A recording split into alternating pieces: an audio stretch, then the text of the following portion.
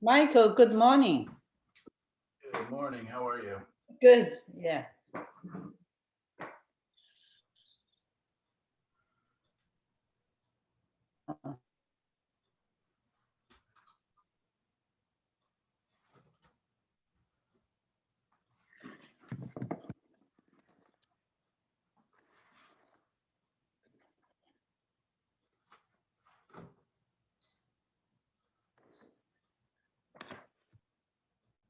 Huh. Looks very bright.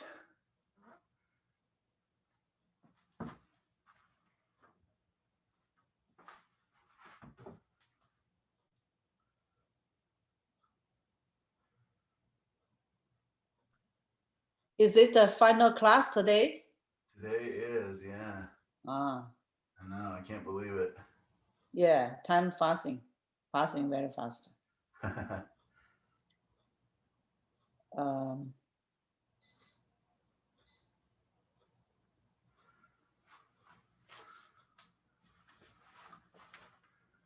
Yeah, I'm wondering why it's so bleached out looking. mm.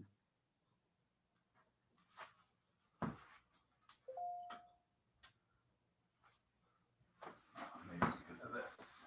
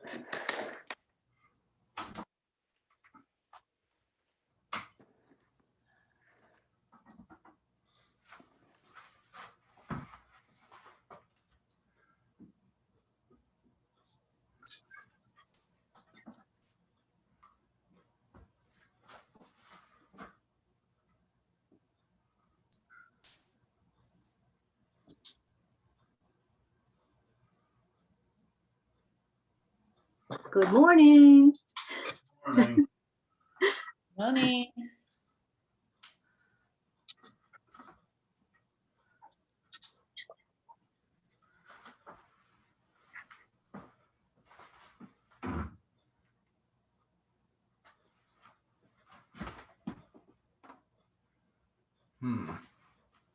Still so bright on there. I put some diffuser. I made some diffuser blankets to see if that helped with the glare.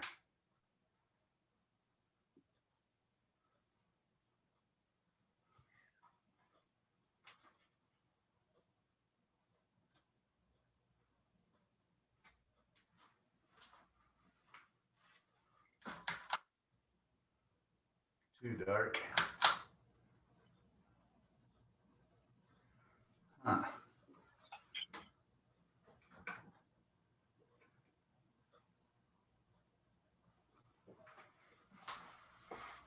Experiment with all the lights real quick.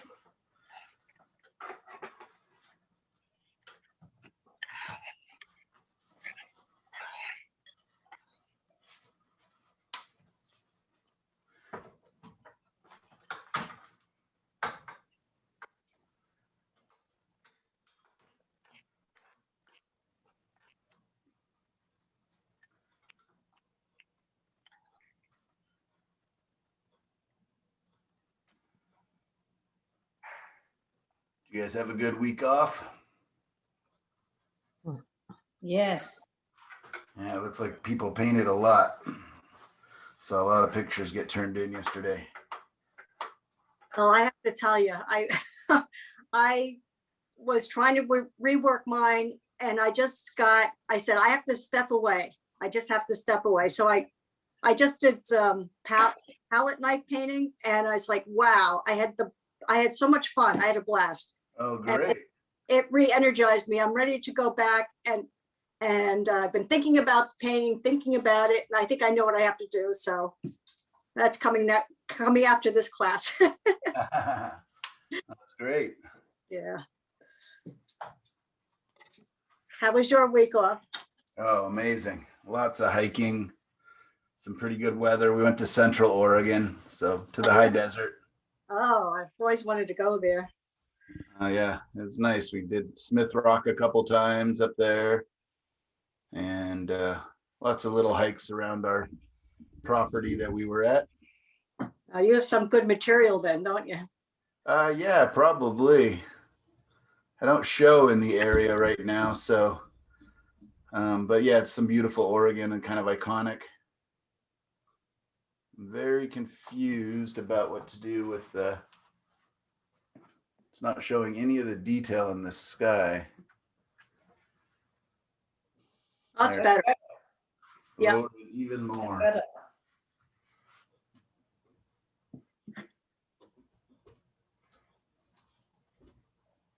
That's really low.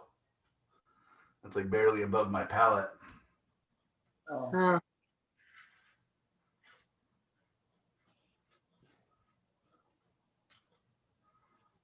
Could work like that though, if I need to, especially for varnishing.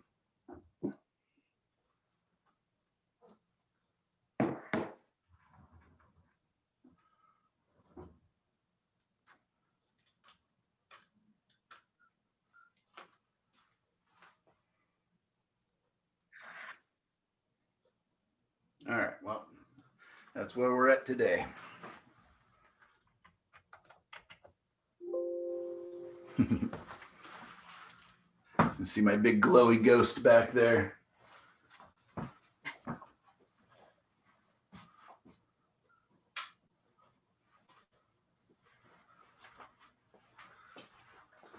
Yeah, I went and got diffuser fabric to put over all the lights to see if I could help fight some of the glare we've been dealing with. So yeah, my studio just appears to be ghost costumes everywhere.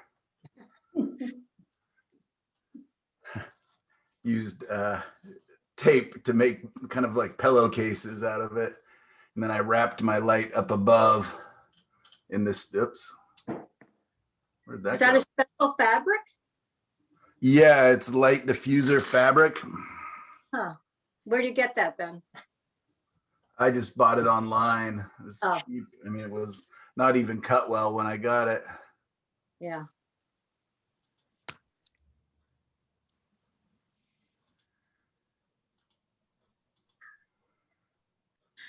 Huh, why did I disappear? Come back.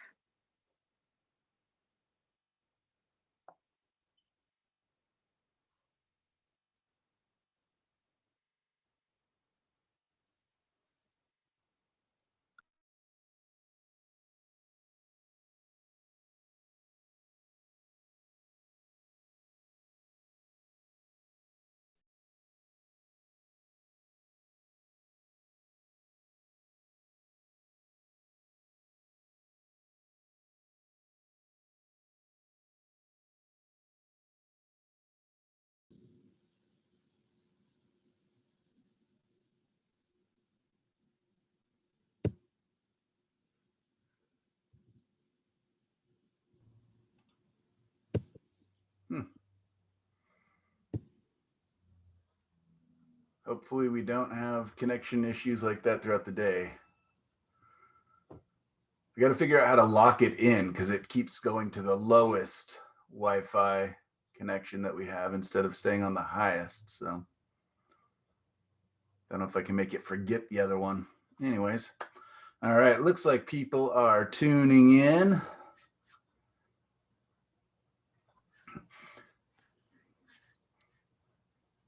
Couple more minutes. Thank you guys for putting a whole bunch of work on the Facebook page there. I was just scrolling through that. Some beautiful work. I really appreciate it. And I just posted information on varnishing, which I'm going to do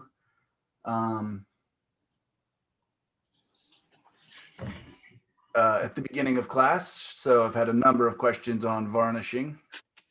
And then I'm going to be doing the 2 small wipe away paintings. Also trying to answer some of the questions that I've been getting about other subjects, such as the waves. I guess people were pretty excited about waves, and I've never quite gotten to them. So do some of that. Also going to do some trees, and it's going to be kind of just big and negative shapes. So it'll be a lot of fun. How many of you guys have seen or played with the wiping away method of painting? Never. Never. Okay, great. So it's about a 50-50 split. It is a ton of fun.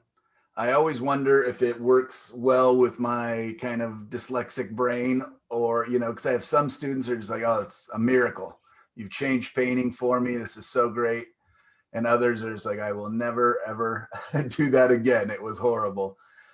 So I just like to present different ways of starting paintings and approaching the canvas and making that white surface a little less daunting, and getting us into it a little quicker.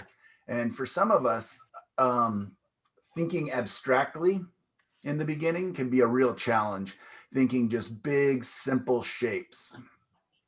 And so this is a great way to force our brains to think just simple, big, abstract shapes, and then we can refine it as much or as little as we would like before we get painting into it. So it looks like we've got, what, 12, 13 of us here. So I will go ahead and get started. So welcome, you guys. Welcome to the last class. I can't believe it. I was kind of writing down some notes this morning and just thinking about all the things we've covered and how much work you guys have actually done. It's pretty amazing if you think about what we did in 6 weeks here. I appreciate you guys sticking with me because, yeah, it was a lot of homework, a lot of lessons, and a lot of great questions came from it. And I could really see you guys pushing and challenging yourselves and trying new things, trying new colors, trying new ideas. And it's a lot. And it will take a while for it to sink in. And some of the information that you've gotten through the class, you just won't use. And other things will hopefully change and improve your working process going forward. So, yeah. So, I've got echo going on in there. Do you guys hear that? Yes. All right. I think somebody didn't mute. Okay. Great. So really quickly, Excuse me, Michael, could you pin yourself? what's that? Oh yeah, I'll Pin- pin myself. yeah. Let's see if that does it. What's that? Oh yeah, I'll pin myself. Let's see if that does it. Big delay. All right. And then, how did I do the spotlight?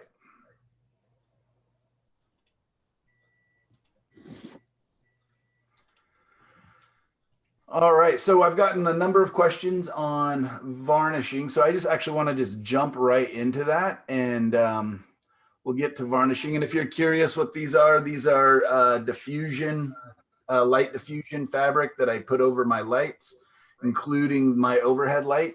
This will be the first class. I'm going to see how it works. It should soften the light so I don't get quite as much glare on the surfaces. Let's hope it actually works like that. And I'm going to go ahead and switch over to the palette. And we'll talk about varnishing. Let me turn on the light here.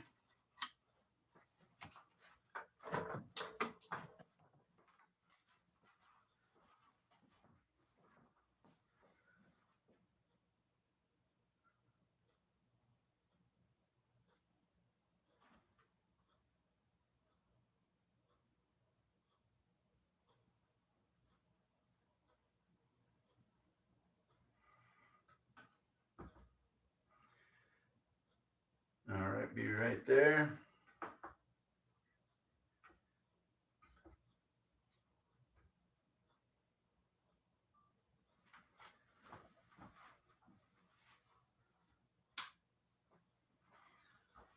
Okay, so these are two paintings, at least started in the design class, and still moving lights around, trying to see. A little bit glary still, but at least you can see the clouds and whatnot. Yeah, these are two of the paintings done in the design class. Trying to find a good light spot here.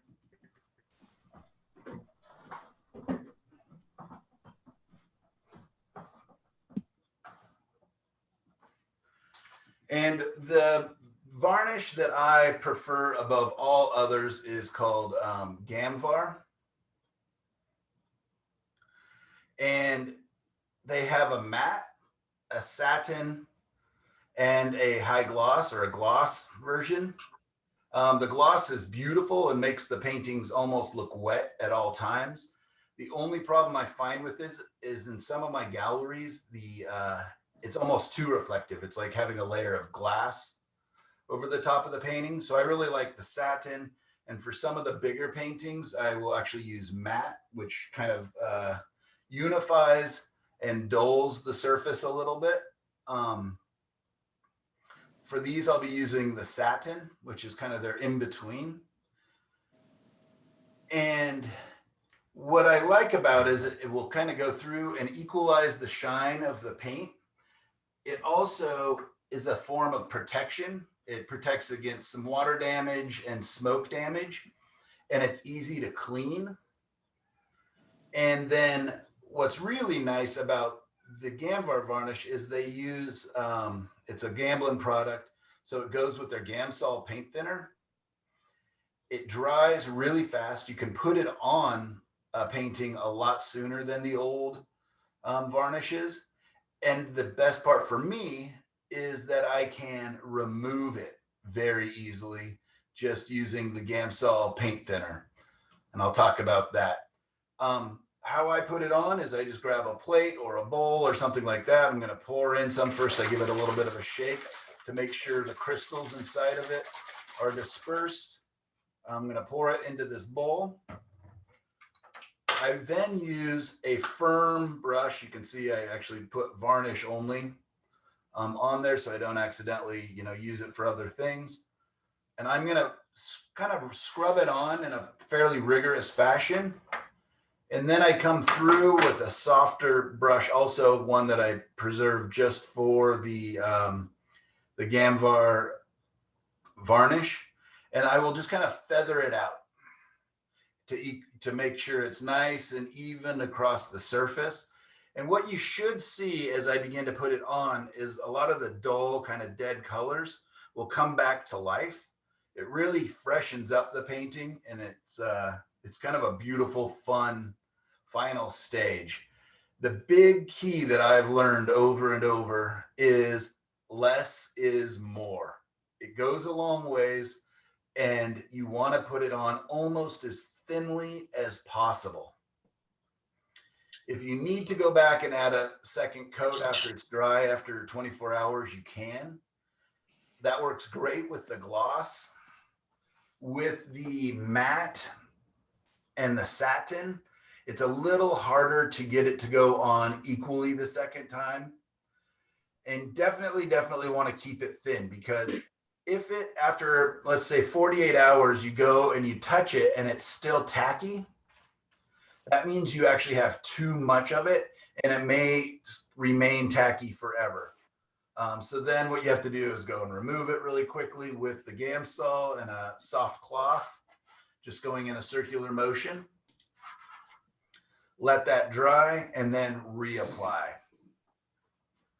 So less is more is the key.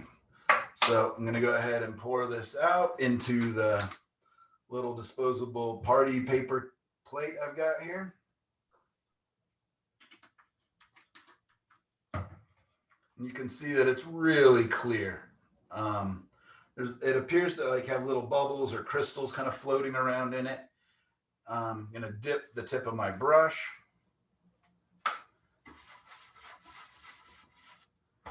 And I'm just gonna kind of scrub my painting. So you want it to be really quite dry. I mean, the painting should be very dry. But that my signature I just put on, oops, right behind the bottle there. I put it on yesterday and it's already dry and it's still not moving. So that's a good sign. If you do see your paint start to move around, that means it's not dry enough underneath. So you can really hear the scrubbing.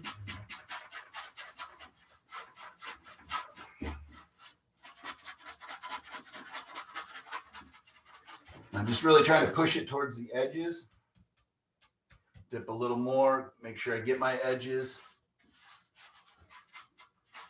If you're using a high shine varnish, you will really notice a difference in the areas you don't hit.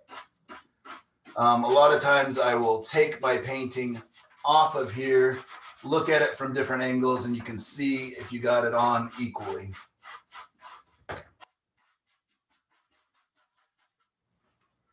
All right, so I've got it on fairly evenly as far as I can tell. Oh, it's a little more on the edge here.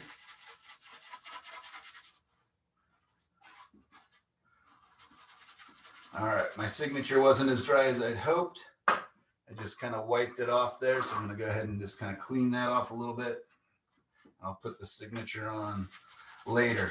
A lot of people ask if they can paint on top of varnish.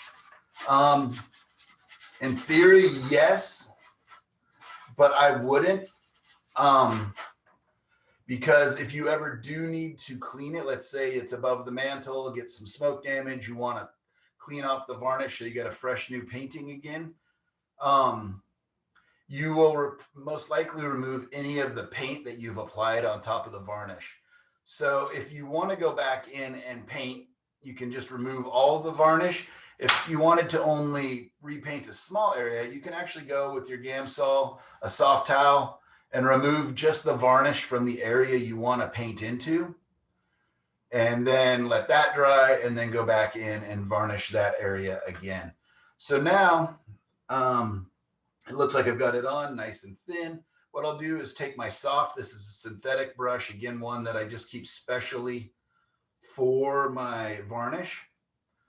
And I'm just gonna feather that out. And it's just, again, just kind of making sure the varnish is on there nice and even. While I'm doing this, I'll kind of move my head around, make sure that the shine is pretty equal.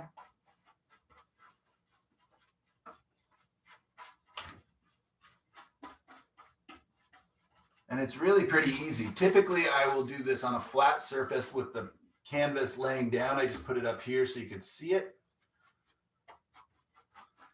In between strokes, I can also take and clean off any excess. Just remembering less is more. You just need a nice little even shine.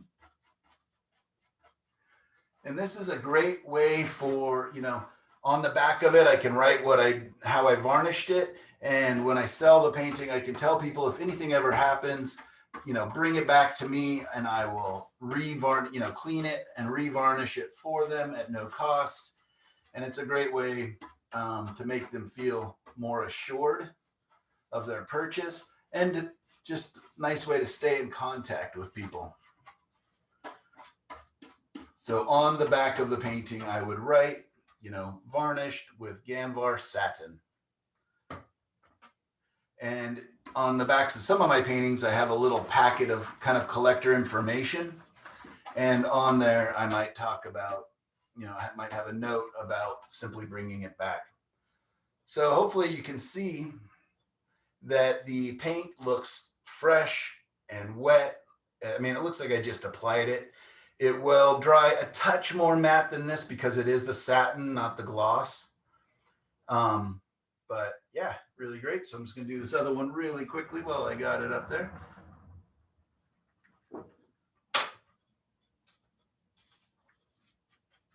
So same thing, I've got the varnish in my plate, taking this towel, this brush, kind of loading it up.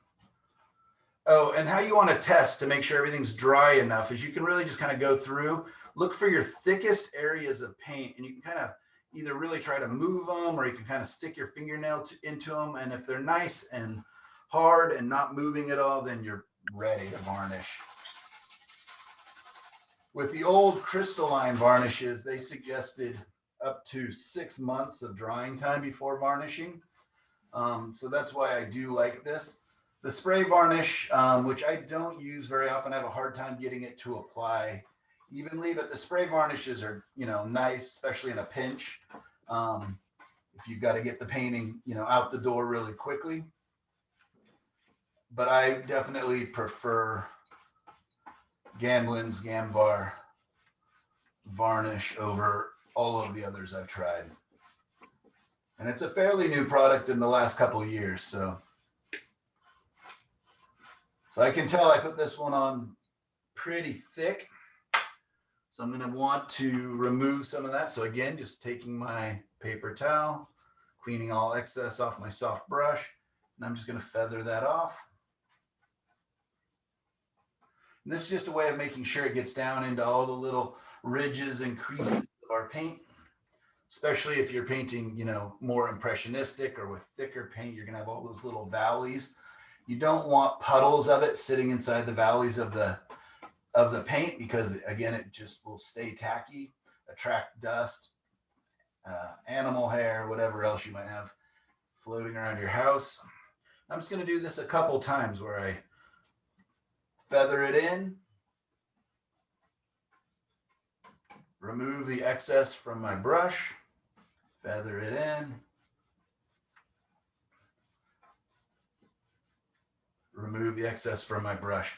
And again, having used this product for a number of years, there's been a lot of times where I've had to go in and remove the varnish, either because I put it on too thick and it was staying tacky, or because I just changed my mind and thought the painting, decided the painting wasn't actually as done as I had hoped. And it's very simple to do. It does feel a little bit strange taking a soft towel with paint thinner to your painting, but don't worry, it doesn't damage it. So there we go. That is varnishing, just that simple. So yeah, before a show, I'll usually set out like 10 paintings and just kind of do them all at once. Come back the next day, make sure that the shine is nice and even. You want to look at them from the angle, see the glare of the light, and make sure that's nice and as even as can be. Do you varnish the edges too? What's that over here? Do you varnish, the edges? You can, yeah. So that's the a black acrylic paint that I paint the edges with. You can see it in this one better because it's wider. Here, I'll just take it off. I definitely could. You can see that there's a shine to it already because it's an acrylic paint. I actually add a gloss varnish, an acrylic gloss varnish into it, just so it doesn't get fingerprints and it doesn't get scratched as easily. So I don't usually, but yeah, sometimes I'll get big drips from it, and it's I just go through and yeah, you can. It does go over acrylic paint. It does stay a little stickier longer for some reason.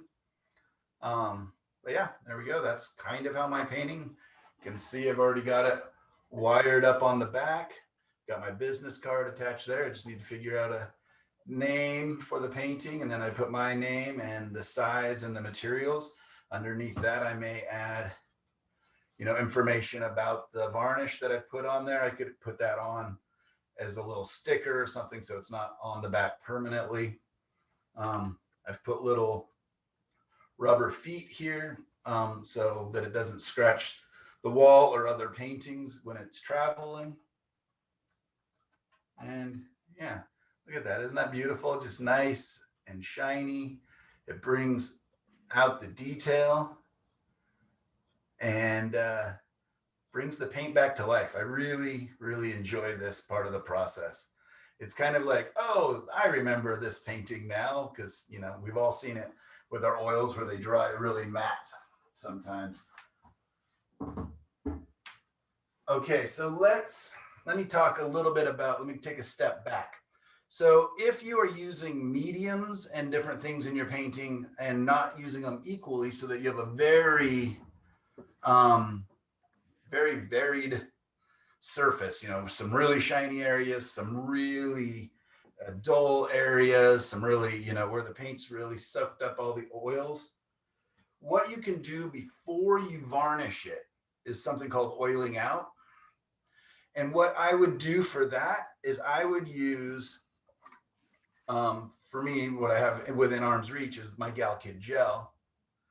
But any of the Gal Kid products, you know, they're the Gamblin medium, mix it 50% with the Gamsol, the paint thinner, and 50% with the Gal Kid. Make a little puddle of it. And this is before you varnish it. See a video preview pop-up that prompts you to determine whether you'd like to join. The painting has dried. Now I want to oil it out. So I would do a 50% Gal Kid, 50% Gamsol, the paint thinner. Mix that, and I would brush that on quite liberally. I would do it probably laying down on a flat table. So it's almost like not a puddle, but it's on my surface pretty thick. I then leave that for 5 minutes. And what it does is it soaks into the thirsty areas, the dry matte areas of the painting. And then I would take a nice clean lint-free towel and I would wipe up the excess, just really lightly wiping up the excess. Then I let that dry for 24 hours or, you know, until it's not tacky at all. So maybe 24 to 48 hours. Yeah, I would actually say 48 hours, 2 days. Let that dry completely. That should equalize the shine quite a bit. It'll make the surface area less thirsty. And then I would varnish. Michael, I'm sorry, somebody wasn't muted and I didn't hear the mixture percentage. I think Kim needs to mute. Just gonna try and find my jar of Gal Kid, which cannot find. All right. So Gal Kid is the medium that I use for painting. I love the Gal Kid gel, but I also really like the Gal Kid liquid. Gal Kid light is fine as well. It's just already got some Gamsol mixed into it. But what I would do is I mix a 50-50 of Gal Kid and Gamsol, the paint thinner. So it's 50% medium, 50% thinner. And then I put it on very liberally onto the surface of the painting. Let that sit for 5 minutes. What it's doing is drinking up all of the, you know, the thirsty parts of the painting are soaking up some of that mixture. And then after 5 minutes, gently wiping it away. Then let that dry for 2 days. And then I would come back over it with my Gamvar varnish and varnish at that point. And you'll get this beautiful, even shine, and your surface will look really fresh and really nice.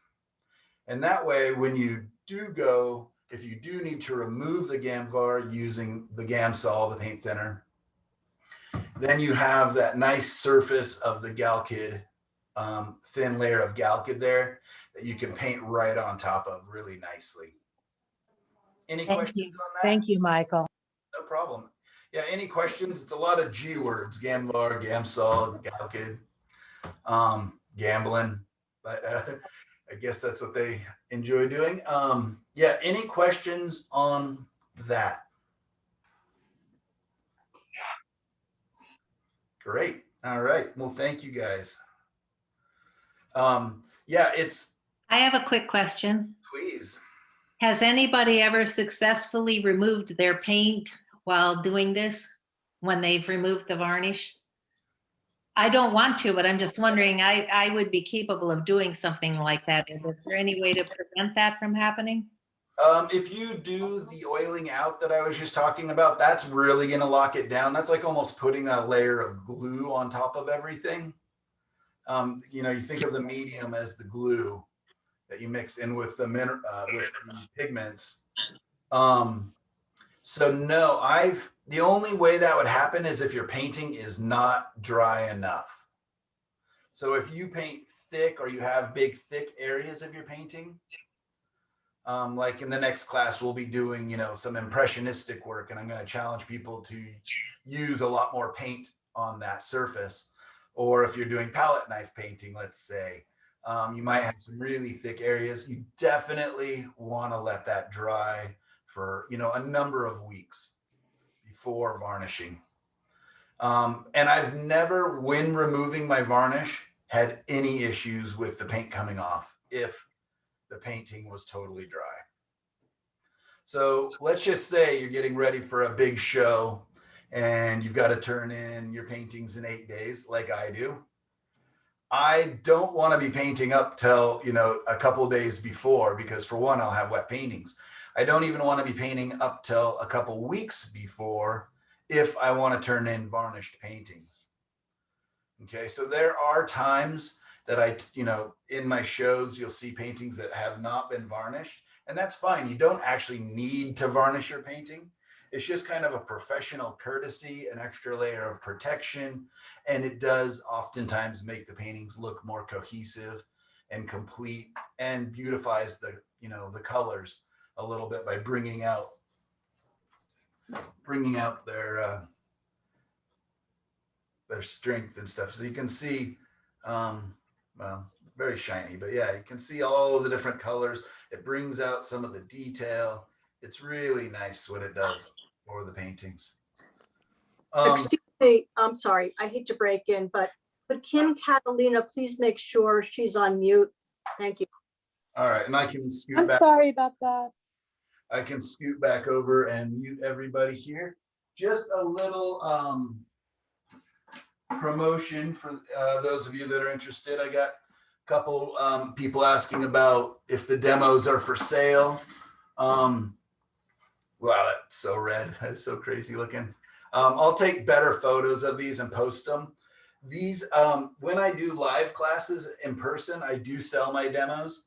And I wasn't sure, I haven't offered them up to any of the Zoom classes, but if anybody is interested, and I'll post pictures to them, when I'm doing live classes, I usually sell them at 50% off. And I've had students in the past who took a lot of classes from me, and I think some of them took the classes to buy the paintings cheaper. So if you're interested, I will post them, and I will post prices on the page, and it's just going to be a kind of a first come, first serve for any of those. So these two will be available, and this one looks a lot different than it appears in the monitor. And this one's already been varnished. So anyways, just so you know. Michael, will you be talking about signatures or signature advice or best way to do it? Sure. I'm not really a great one to ask because I've been doing the same. Well, I mean, I guess I am a good one to ask because I know what you shouldn't do, which is what I've done my entire career. If you've ever seen my signature, it's simply a little MO on top of each other, kind of looks like a Japanese wood block cut or a stamp.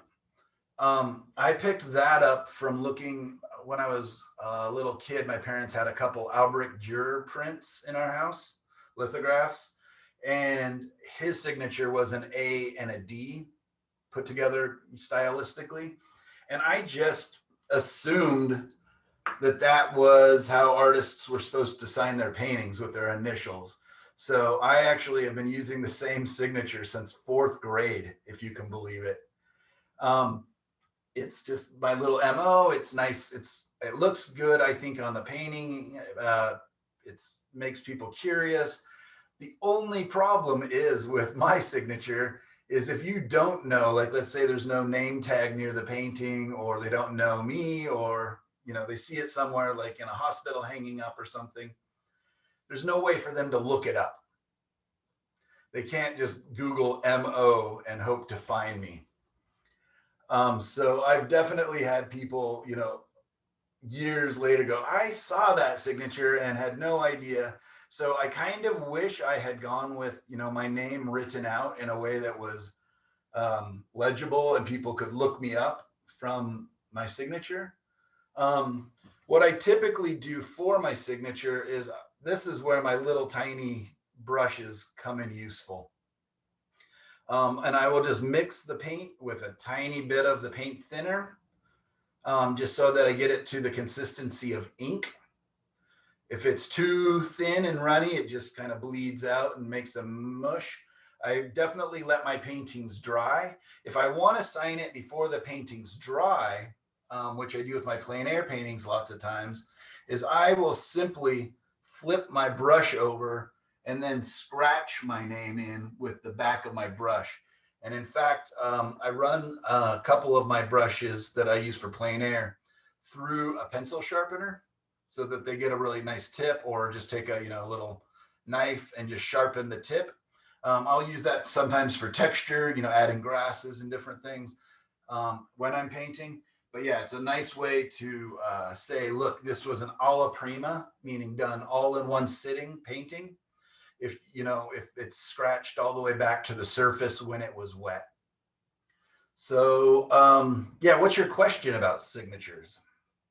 Well, that answers some of them. And would it be considered tacky, for lack of a better word, to use a paint pen or something like that?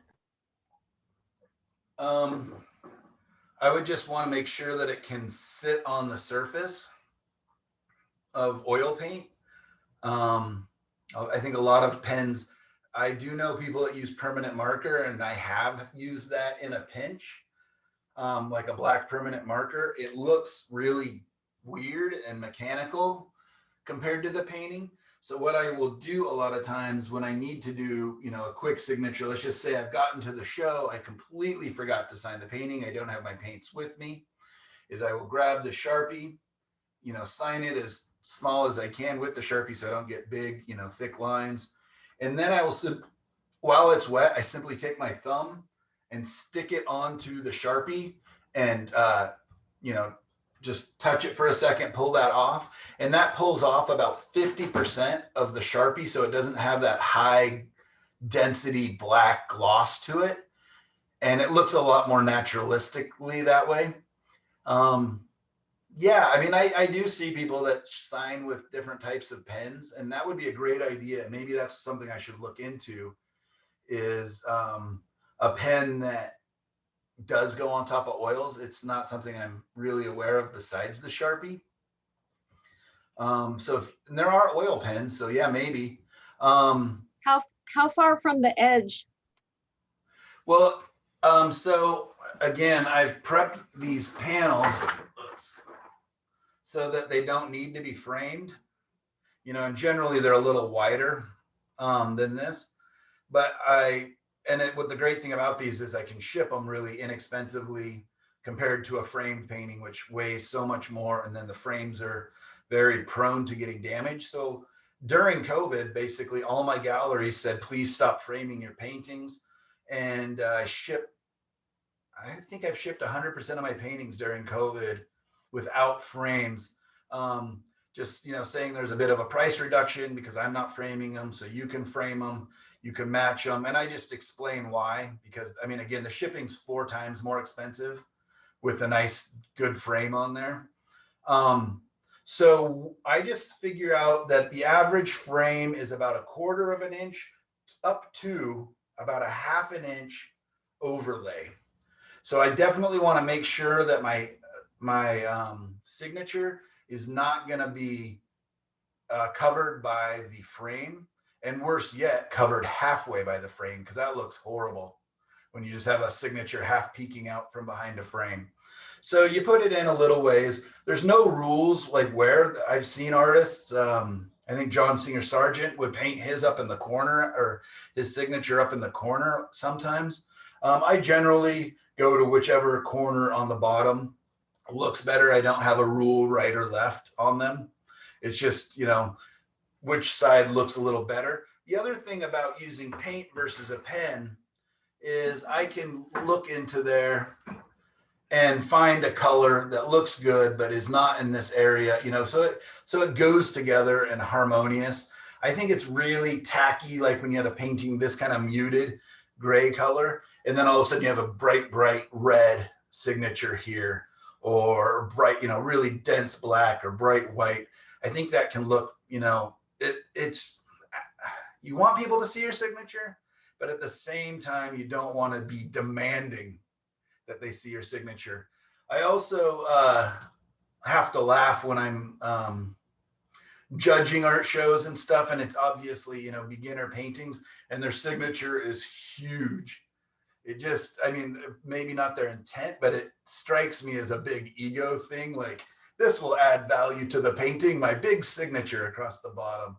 So, you know, I try to leave it so that they have to look for it a little bit. So that's also why I want to have the colors kind of be in harmony with the rest of the painting. So when Thank you. when I'm doing the same thing, like let's say, like I'm doing right now, my my second studio is full of paintings that I'm getting ready to send to the coast for the spring unveiling show out there. I think there's about 12 paintings. So the first thing I do is make sure that I've got all the signatures on them, and then I'm going to let that dry. I often use the fast matte paint for my signatures, just because, again, it speeds up the drying time. And then I would go through and I would, you know, after the signatures are dry for a day or two, then I would go through and do the oiling out, let that dry for 2 days. And then I would come through and varnish, and the varnish takes anywhere from 2 hours to 24 hours to dry. If at 48 hours untouch it and it's still tacky, that means I put on too much varnish and I need to wipe it off and redo it. If it's still tacky after 3 days or so, it's never going to be not tacky. At least that's kind of what I found. So it's worth redoing, because otherwise, again, you're just attracting dust and different things to the surface, which is the opposite of why you varnished it. Did that answer your questions on signature? Yes, thank you very much. Great. Michael, this is Shelley. I've Yes. used oil paint pens, and sometimes if they stand out too much, I can go back after they're dry and do a glaze, so they're much more subtle. Love it. Love it. That's a great idea. How long does the oil paint pen take to dry? You know? Not very long, just like I give it an hour, I walk away, and then I go back and just glaze right over it. Perfect. Okay. See, man, that may have paid for my Michael? price of admission. Go ahead. This is Sally. Quick question. If you had to take off the varnish because it hadn't dried, you use solvent to do that? Yes. To take the varnish, you're asking to take the varnish off? Yeah.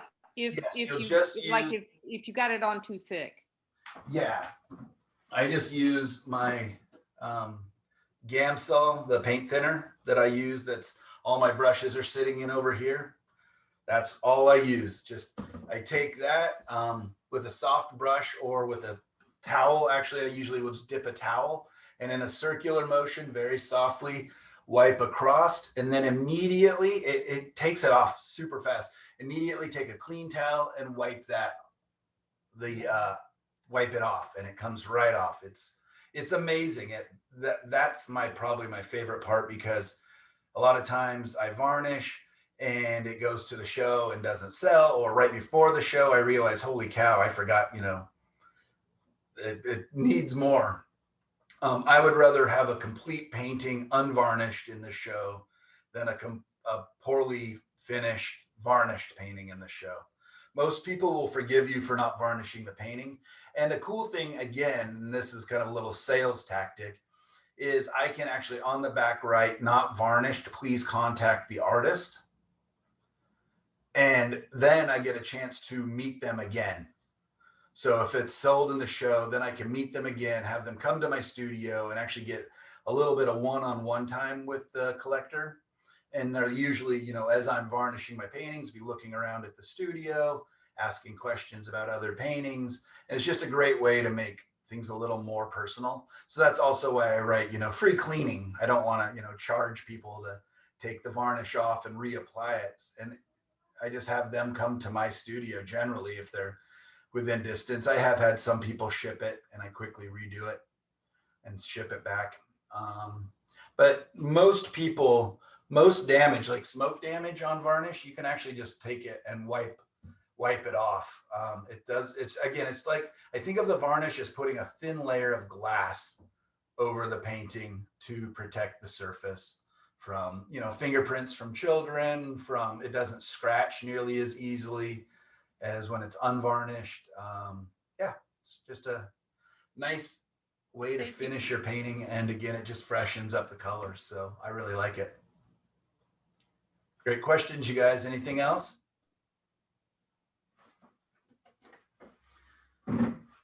So I'm going to go ahead and set up my 2 panels here for doing the wiping away method. I was trying to think of a way to do it and have you guys be able to see my palette.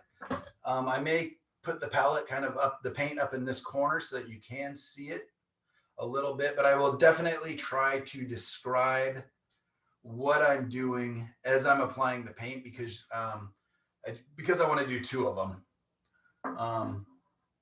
Or maybe I could do them stacked.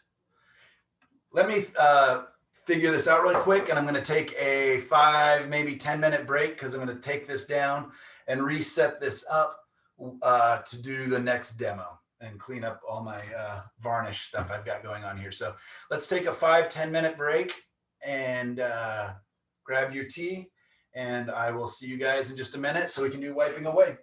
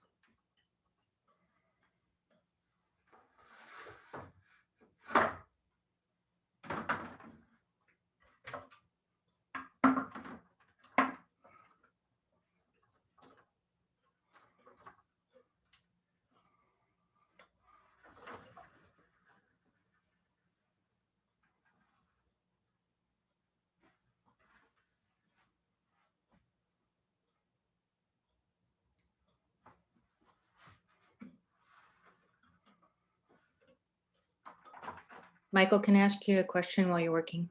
Of course. Have you ever used a satin over a metallic paint? I don't know. I don't use the metallic paints too often. Yeah, I mean, I guess I have. I just sold a couple metallic oil paintings from the gallery out at the coast. I do think I did varnish it, but I'm not positive. I'm not sure. I have beautiful horses that I painted from their statues from inside St. Mark's Basilica. And I added some gold on them.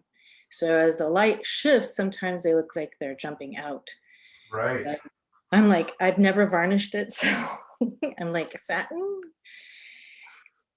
I don't, And if maybe- it doesn't absorb there, it's probably okay. It'll absorb into the other areas of the painting. And yeah, I mean, worst comes to worst, you just wipe it back off. I guess I need to be brave. Yeah, and it's gold paint, not gold leaf. No, it's gold paint.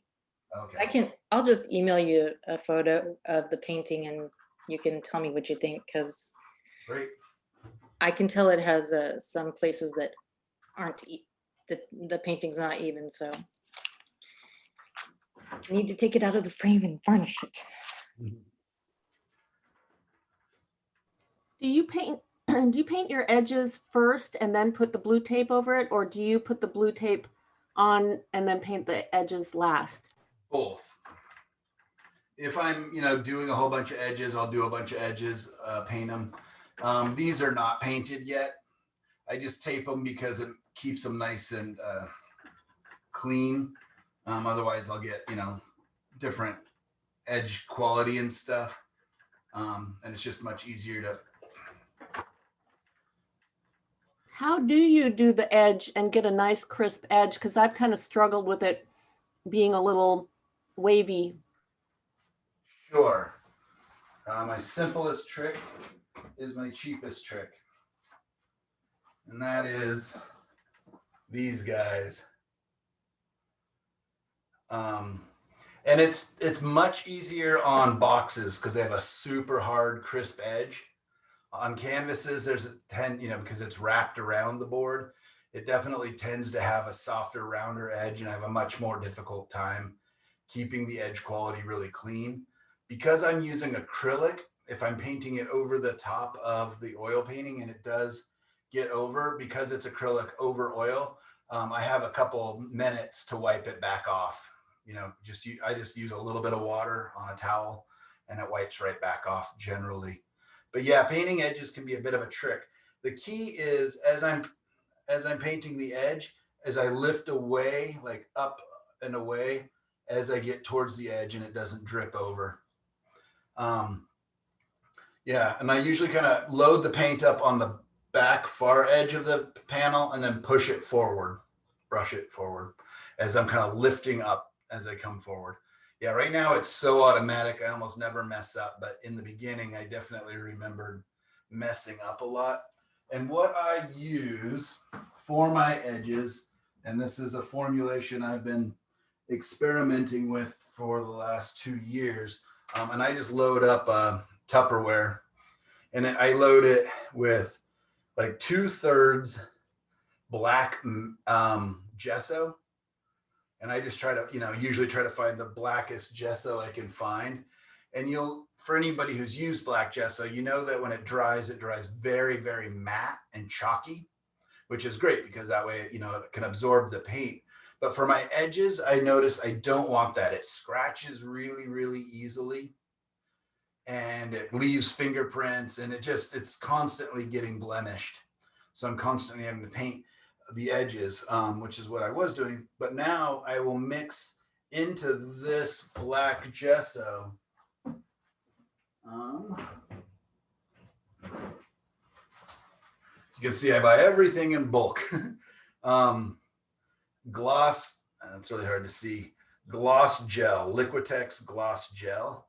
So I mix 2/3 of the gesso, black gesso, 1/3 gloss gel, and I just constantly mix that up before every time I reuse this. Make sure your lid's on good and tight. I've made that mistake and sprayed part of the studio with black paint. Just give that a good shake. It makes it really thick. Kind of see it in there. And then I brush it on. Oftentimes it's 2 coats, just because the wood can be pretty thirsty and will soak up a lot of that. 2 coats really makes a nice shell. And what the gloss gel does is it almost works like a varnish in that it makes an impermeable type of paint, kind of a shiny paint as well. Not super shiny, you know, and the more gel I would add to this, the gloss gel, the shinier it would be. So you can experiment with that. The other thing that I was doing too was just putting on the black gesso, letting that dry, and then just adding the gloss gel on top of that. So this is just kind of my one-stop trick for doing that. And a lot of times I'll even take this with me to the art show as I'm hanging them, because in transit, they'll get little blemishes and scratches from time to time, or sometimes the gallery's got some that have been stored, you know, not quite perfectly, and little blemishes. So I will just take this and do little touch-ups when I'm there. And the great thing is, all I need is, you know, my cheap little disposable. I buy these in packs of like 30 on Amazon. You can wash them a couple times, but they don't, you know, they start dropping. They're just, yeah, they're just really cheap. So they start falling apart. As soon as they do, I just throw them away. It's no problem. They're a couple, you know, 30, 40 cents each when you buy them in bulk. And I just have a huge bag of them sitting around. Michael, I'm sorry, I lost the Zoom. What percentage of the gloss gel and the black gesso do you use? I'm using 2 parts black gesso, 1 part gloss gel. The gloss gel does make the paint a little more transparent, you know, so I definitely, 2 coats is great. Oh, come on, you're supposed to be. Yeah, but experiment, you know, as you see fit. You can also use just black acrylic paint. It's, you know, much shinier and not as matte and chalky as the black gesso. So, you know, and like my daughter, when she paints hers edges, a lot of times she uses gold. She just uses gold acrylic paint, or she mixes up. Her edges match the painting a lot of times, kind of like you would with a matte on a print. And so she's, you know, experimenting with all sorts of different colors, and that's part of her when she's doing commissions and stuff. Is she actually even talks to the buyer about what colors would they like the edges? You know, do they want them all to match, or do they want them to match the painting, or what have you? So you can do lots of different things as you paint your edges.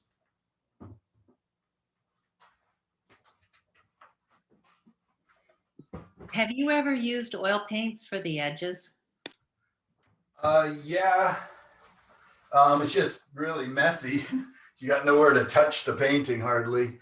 And it dries really slowly. But yeah, you could. There's no reason you can't. You might want to still gesso the edges then before you put it on the panel.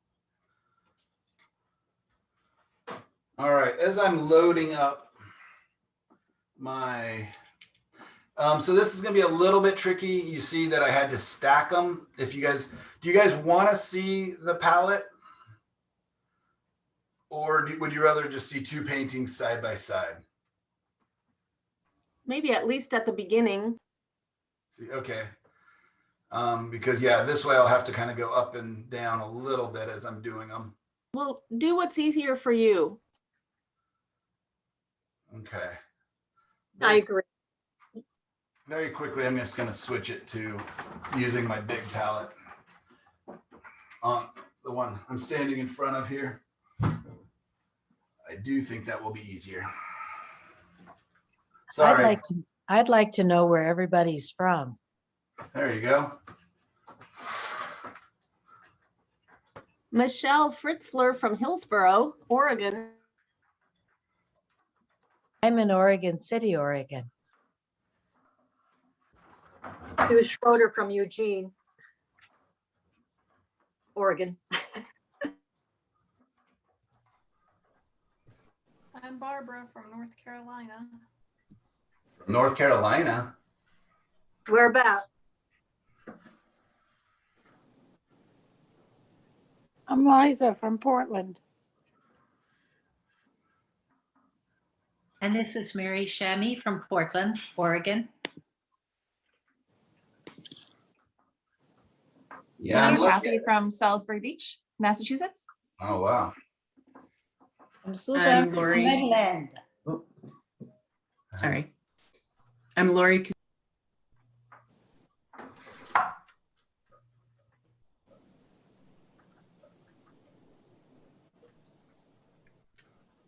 Mary Dibble from Oxford, Mississippi. I used to live in Corvallis, though.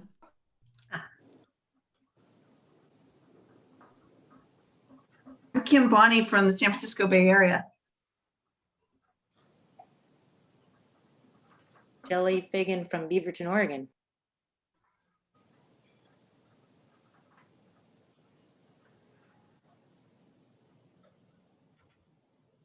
I'm Kim Catalina from Louisville, Kentucky.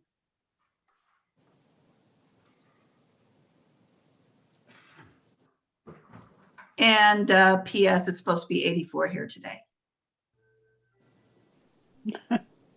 It's supposed to be 70 here in Eugene, Oregon, so not too bad. Yeah, I'm gonna. That's mean. It's supposed to snow here tomorrow. Oh my gosh. Yeah, after class, we're planning to go look for blossoms. All the blossoms are going crazy right now, so go do Michael, something. have you put painter's tape on the side? I see blue. Yep, that's painter's tape just to kind of protect the cleanliness. I haven't painted them black yet, but often if I paint them black, I'll definitely do that. But I've even started doing it before I paint them black if I'm gonna paint quickly. And that just helps preserve this edge cleanliness. Okay, so really quick, I wanted to share one of my favorite studio tools. What I've got here is a nearly used tube of white paint. And you guys may most likely know about these, but this is basically just a tool I'm gonna put the tube through, starting at the bottom. And I just I hold it here tightly and start rolling it. And you can see that it starts crimping the edges and pushing all the paint forward in the tube. So what felt like an empty tube now has quite a lot of paint up at the top. This, tool, I don't know what it costs, maybe 30 bucks, 20, 30 bucks. And it pays for itself really quickly. I've had the same tool since college. So a long time. And you can use it even to squeeze out paint. So great. I need that for my fast mat. It really is hard to squeeze. Oh, the fast mat's ridiculous. Yeah.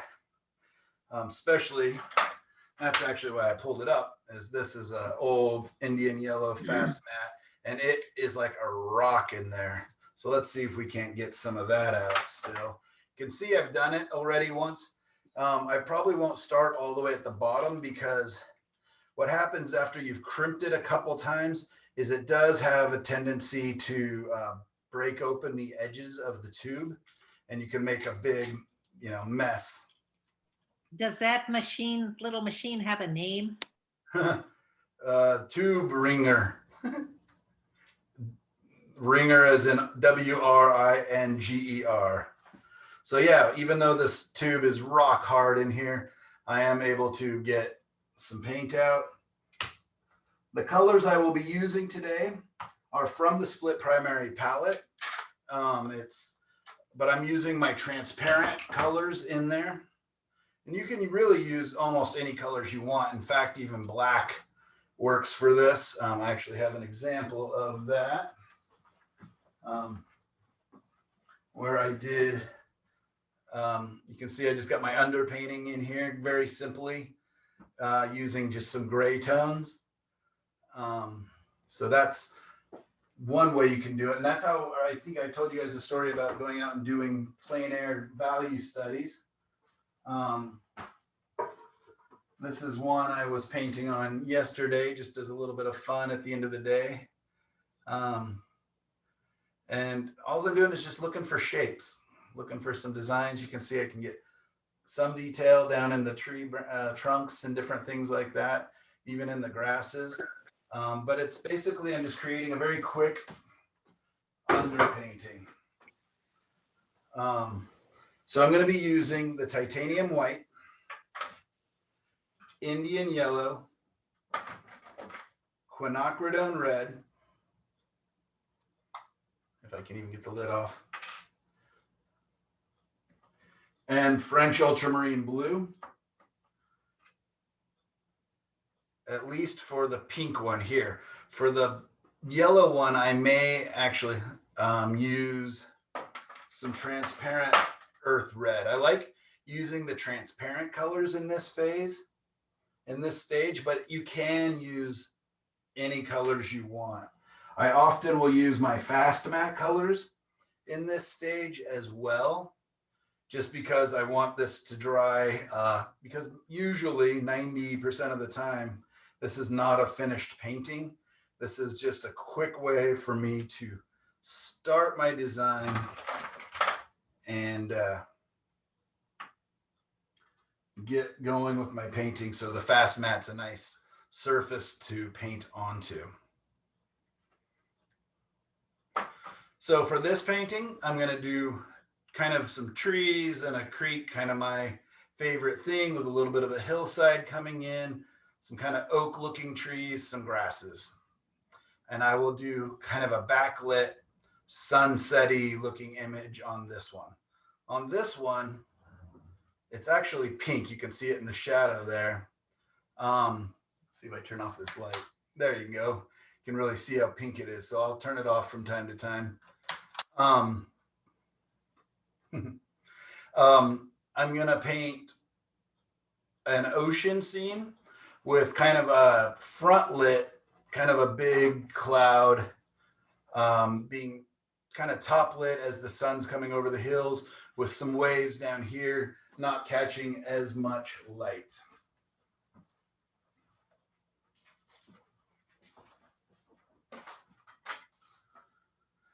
All right, so how I do this is I'm just going to take a big brush. Actually, I can use that's actually a nice brush. I can use a really bad shot brush here. There we go. A couple 35-cent chip brushes. And the first thing I'm going to do is mix a little bit of Gamsol. And you guys can kind of see the palette over there, right? Of my colors. I'm going to take a bit of Gamsol, mix it into this Indian yellow, which is really firm. If I want to loosen it up, I can actually just work it for a second with my palette knife. The fast matte paints do have a tendency to really stiffen up. So by just kind of working into them just a little bit, they become more liquid, a little more viscous, or less viscous. I'm not sure what that word means. Anyways, easier to work. So if they're really stiff, just by simply manipulating them a little bit, they become softer.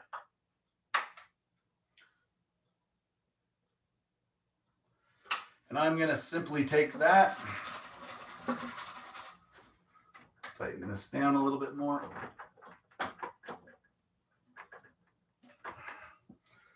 Touch more paint thinner, but not, I don't want too much paint thinner. I do not want to create a really slippery surface. Not tightening down very well.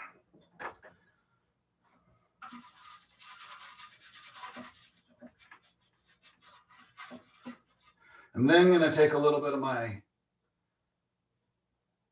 quinacridone red, mix it with a little bit of my earth red. So it's kind of an ugly, dark brownish red. And I'm just going to scrub that in.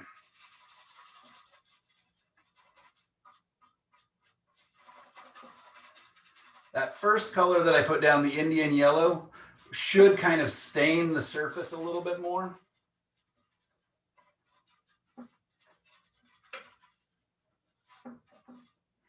All right, then I'm going to take a little bit of my French ultramarine and make kind of a, I just mix that with the red and the brown that I just had there. I'm just going to put that on top. And the truth is, I could just, I got to figure out why this is so loose. There we go.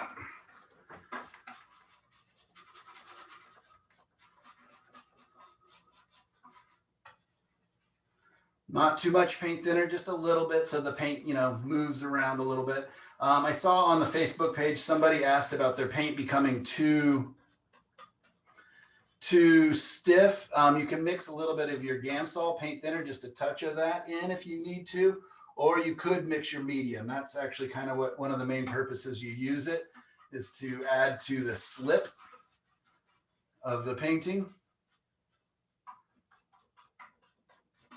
I'm gonna actually make that a little darker. I'm gonna add a little more of my French ultramarine.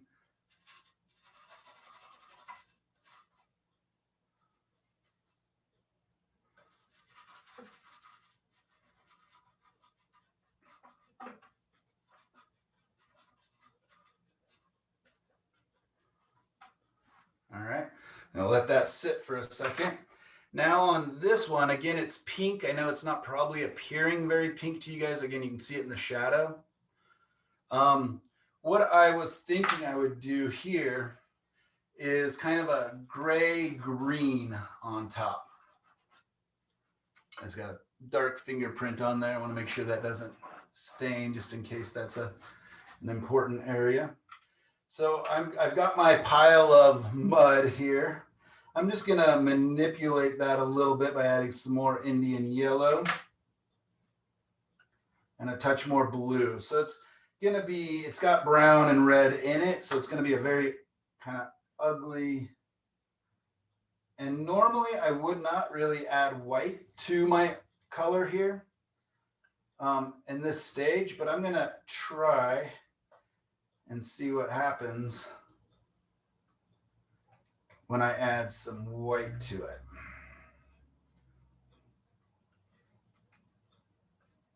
What's your intention by adding white?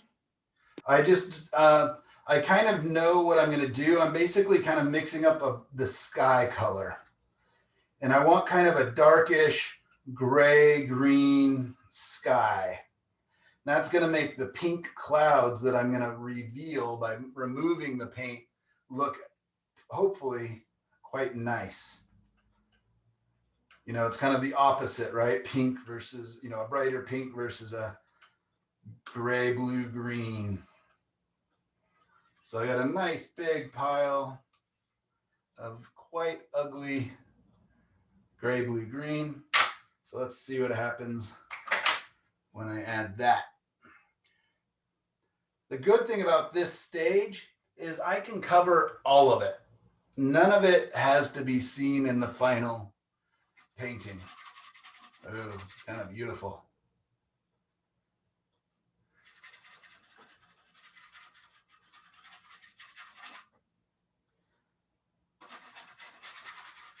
So I'm going to have water down at the bottom, but I want some of this sky reflecting into the water. Yeah, I had a number of questions on water and oceans and different things. So I'll talk a little bit about some of the things, but I do know that I'm going to come in and add dark colors after I've wiped away areas into the water, into the shadows of the waves and the dark parts of the waves. But I would love for some of this green to appear as if it's reflecting down from the sky.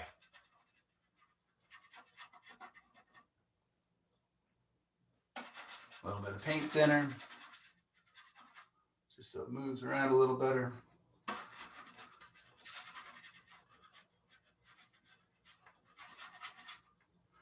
So I've got it pretty well covered. Now I'm just going to take my paper towel, a clean one.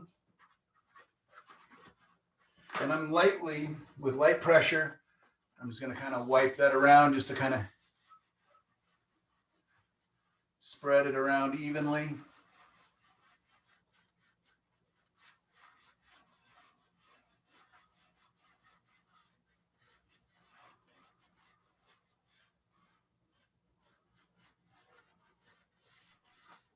Michael, I remember from our value study class that this didn't work on canvas. So that might be something we could mention. It should work on canvas. Because for years I was doing it on canvas. It doesn't work as well. You got to be a little faster about it. And the canvas well absorbs. So like if you're really wanting to get back to you know, bright underneath, yeah, you might have some problems.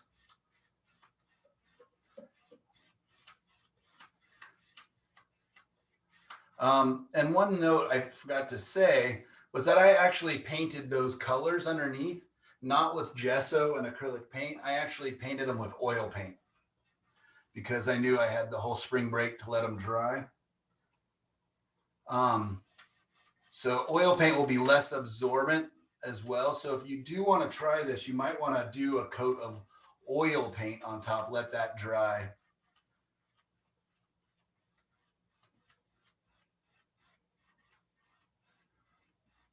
Probably worrying too much about trying to make this even and equal, and there's little hairs in there.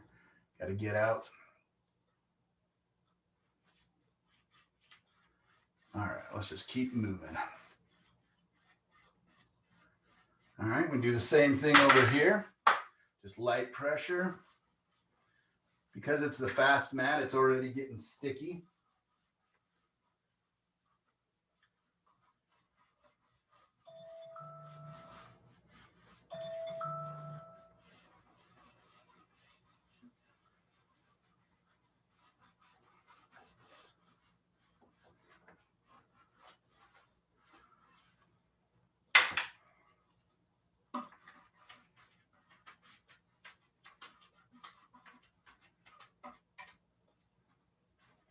Picking up loose hairs as I do this.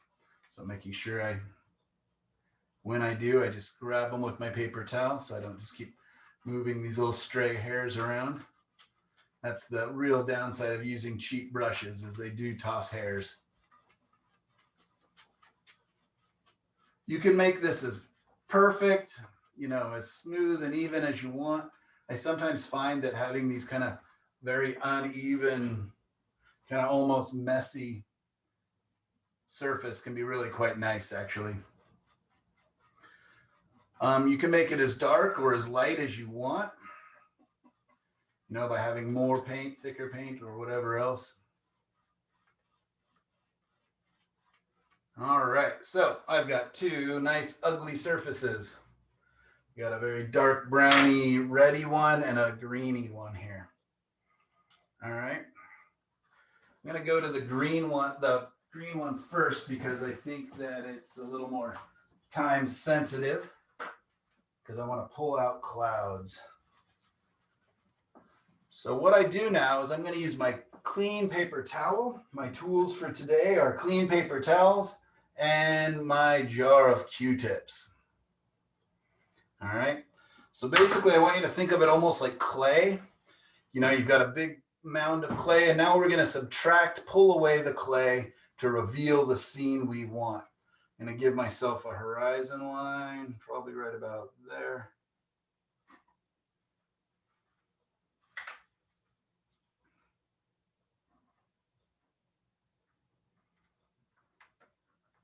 Let's use the back of my brush.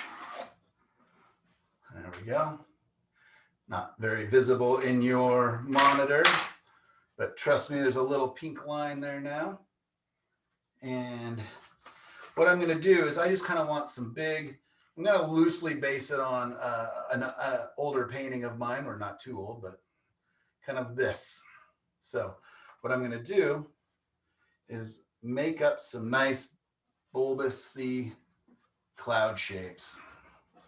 And what I like is it's pretty naturalistic. You get some really good organic shapes just by kind of letting the paper towel do what it wants to do. You know, you can mess it up, make different shapes. You can make, you know, really fine shapes by simply giving it a little twist at the end, or big shapes. You can soften the edges.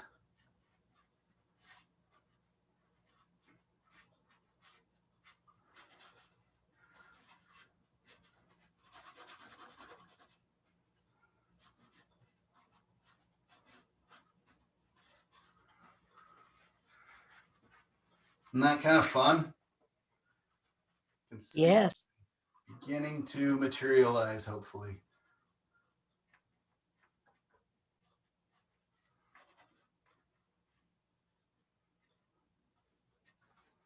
Just looking for clean pieces of my paper towel.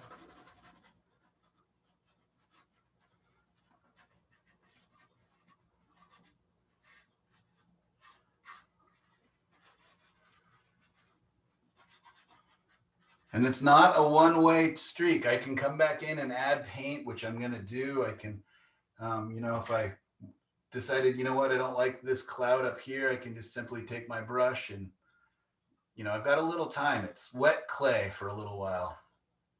So it's moldable and movable for a little bit.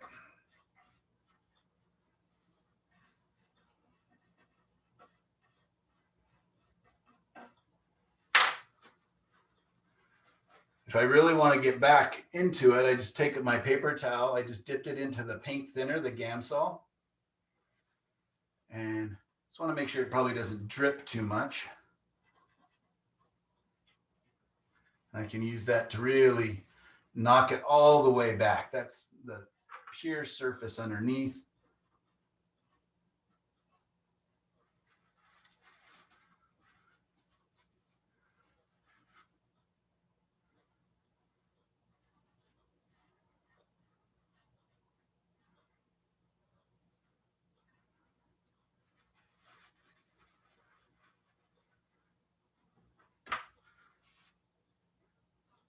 Got a couple stray little interesting marks, and I just brush those out just by softly brushing. Can come back in with some of that green where I want more of a dense sky. Add some paint back into there.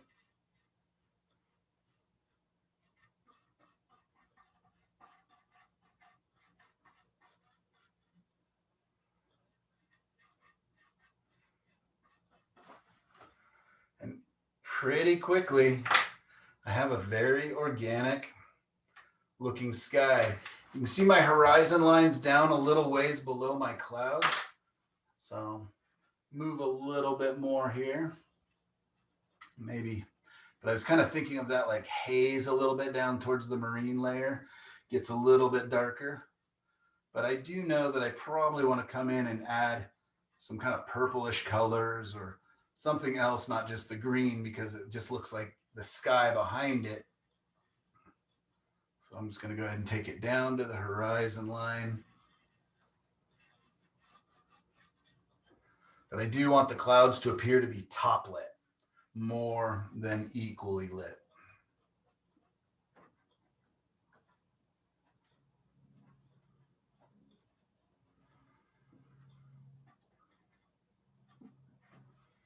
I just have too much fun doing this part. Okay, I'm also going to have some beach down at the bottom. So I'm going to go ahead and remove some of the paint down here, the green, so that I get some of those reflections of those clouds kind of showing up down below here.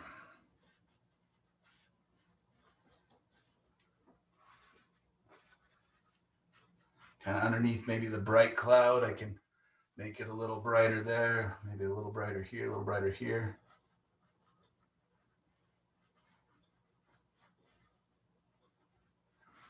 And just so we have a little idea of what I'm kind of doing there, I'm just going to go ahead and bring the edge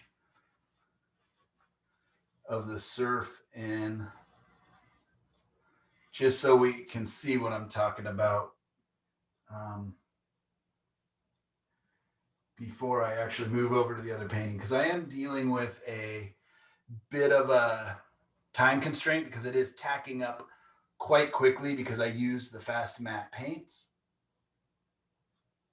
which is going to help, but it can also hurt me. So this is kind of the edge of my surf, just as a note to myself.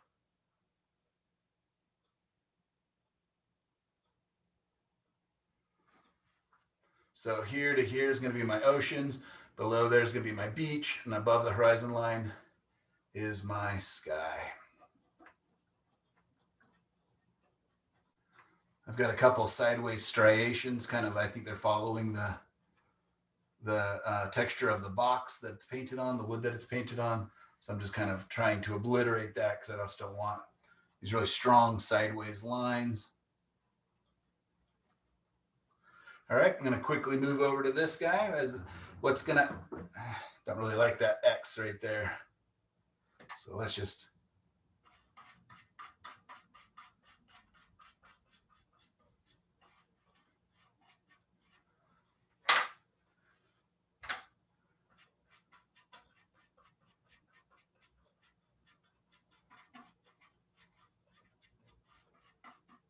you can see how it's very mobile. Like I can play with it for a little bit, you know, just again, thinking if I'm thinking like sculpture, it's like I almost just added, you know, taking some clay away, adding some clay back.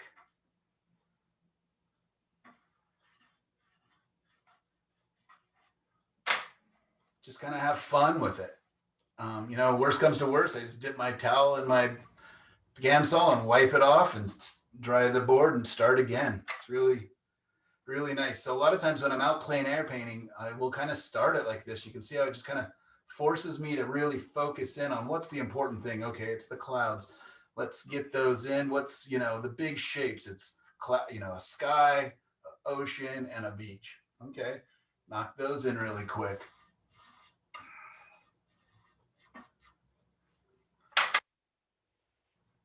I still have this X. It's funny, I don't see it on my canvas, but when I look into the monitor, I see it more. So it depends on how the light's hitting it. It's hitting it, the light's hitting it differently for the camera than it is for me. All right, so now I'm gonna quickly come over here, grab another paper towel. And this is the one where you'll get to see more of with the Q-tip.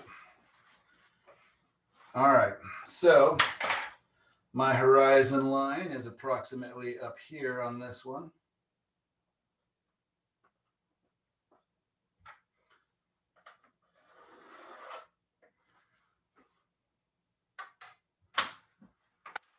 I'll need to kind of get rid of that a little bit. Don't want it that strong because I don't want to be fighting with it the whole time.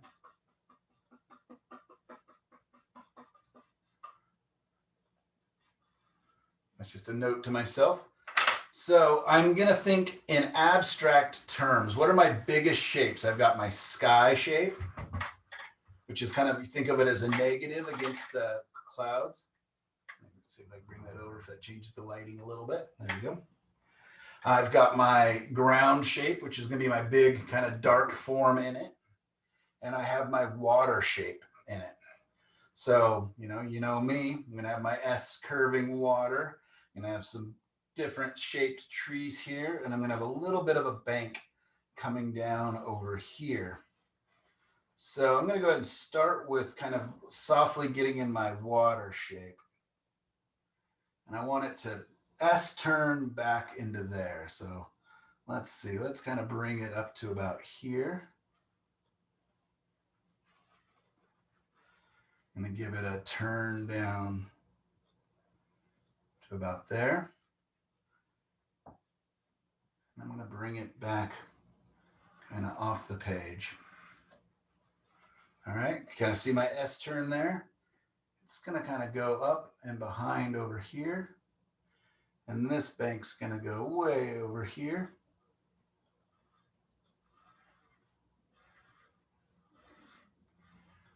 I just have to keep finding new spots to, you know, on my paper towel to clean up my edges.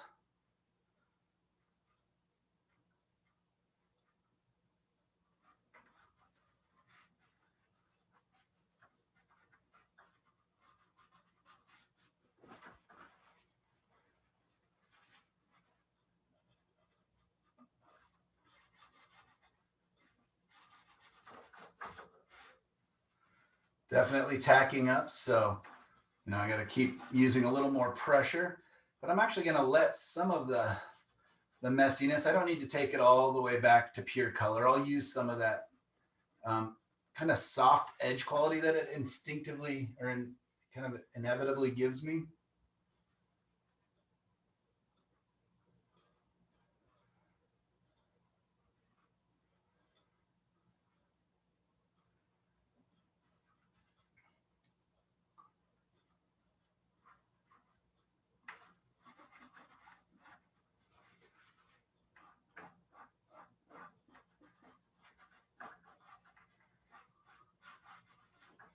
All right, ta-da, water. Now I'm going to bring in my tree shapes. So that's my horizon line, kind of.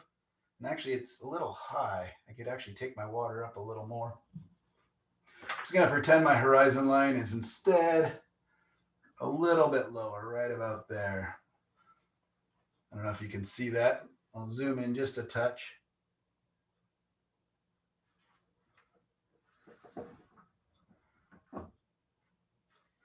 So again, this one had a yellow, white and a yellow oil paint underneath. All right, so I want my trees kind of, the lowest part of my trees is kind of here. Then they get a little messy, come around. I'm gonna put an oak tree, kind of a canopy shape in here.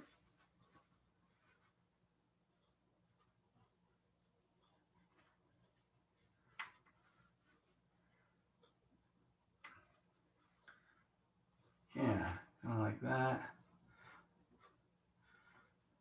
And over here, I've got some taller kind of oak trees.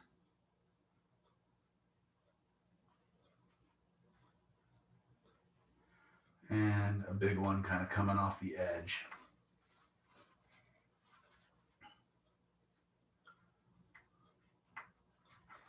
So now I will remove a lot of the sky color.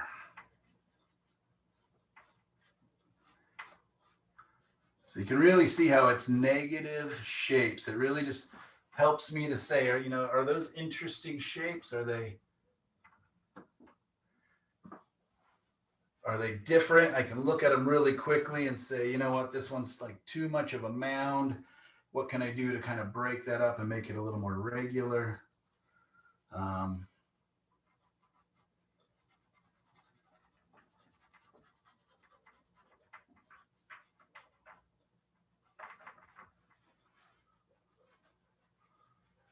Turn off the light real quick so you can see what it looks like a little closer. Okay. It looks very much like a tonalist painting, which is something we will be working on in the next class, kind of at the beginning, doing tonalism, and then we will be doing as well as luminism, which is also kind of what this looks like, a luminous painting, and impressionism. That's what we'll be working on. Now I'm going to give it a little bit of a ground area, so I still need to mess this up a little more.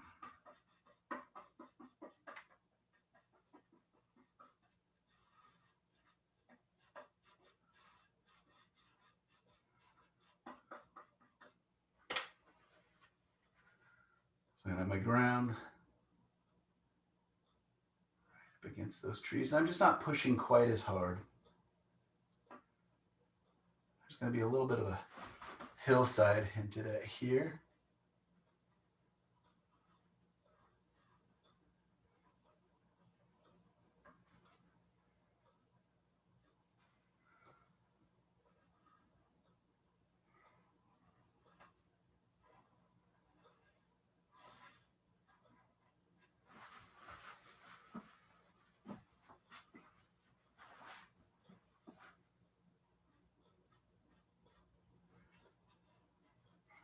I'm going to bring the top of this bank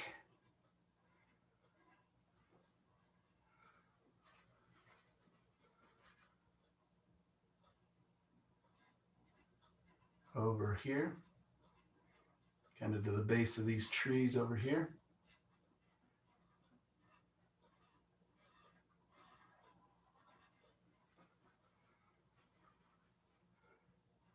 That bank's gonna roll down here a little bit.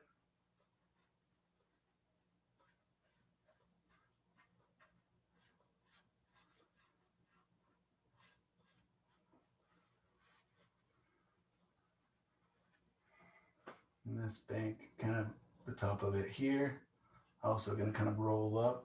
Can bring another one up over here.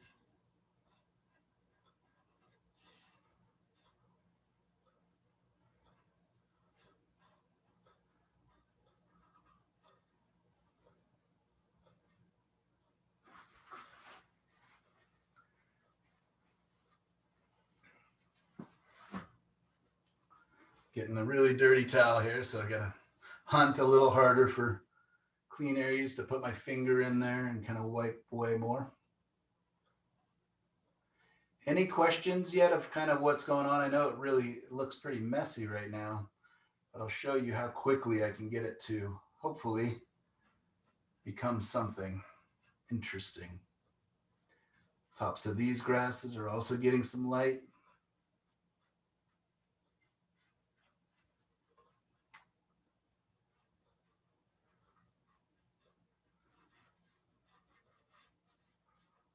So are you doing this just out of your head? You're not looking at a photograph? I have a really lousy photo that I just did a quick Photoshop on. I just added some different elements to it. So that's like 3 pictures just kind of squished together. You can see my sky doesn't even line up on top. Yeah, just before class, I just quickly grabbed a couple photos and decided, okay, I want to do grass and creek and what have you. So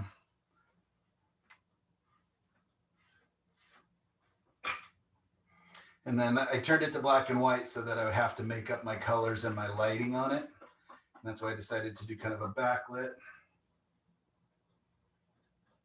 Now I can just kind of obliterate the edges a little bit because I don't want those really straight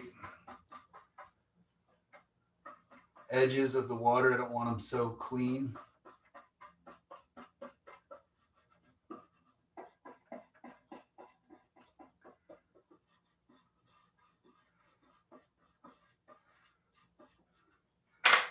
Take my softer brush. I'm just going to drag it across the whole thing just because the paint is tacking up in weird areas, different areas. So I'm just going to quickly just kind of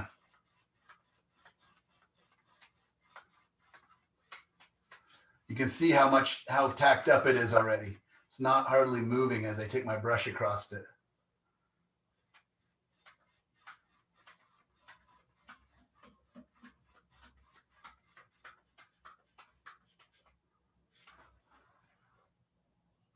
I want to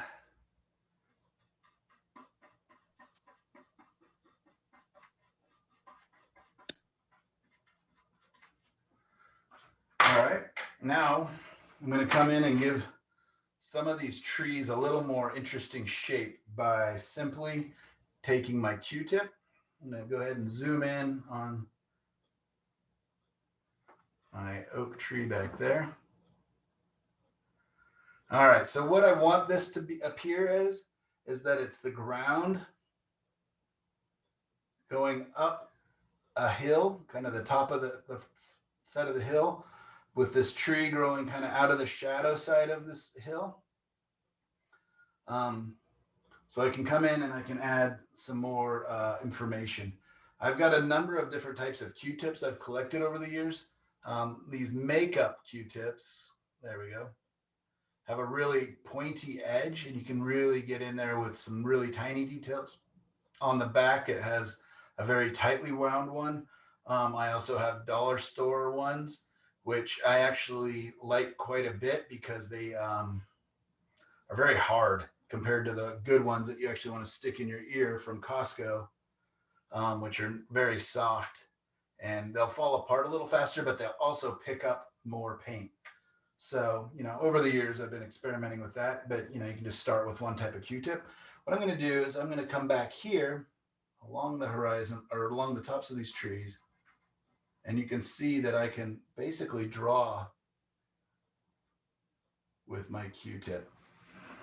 I'll try to not have my arm in there.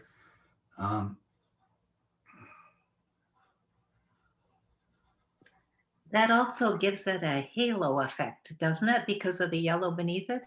Yep, it does. So I got to be careful of that. Yeah, maybe I should make my sky a little bit brighter to start with. Let's go ahead and dip a paper towel into the Gamsol. I'm gonna knock off some of the Gamsol. I'm gonna get in and make some of this sky. Where do I want my sun? I guess I'm gonna put it kind of behind this pine, this tall oak over here.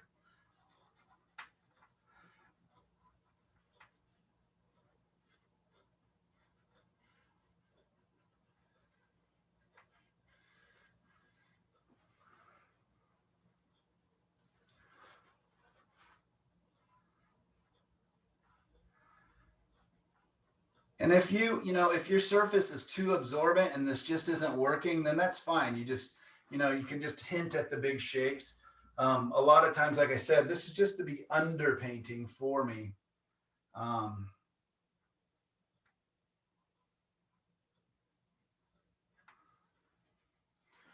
Do the same thing in the water.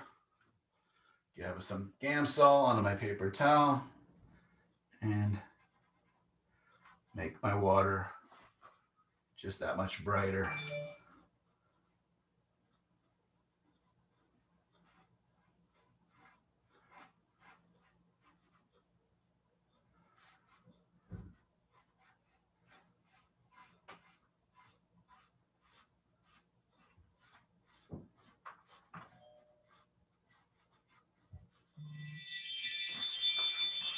So there we go, much cleaner, right?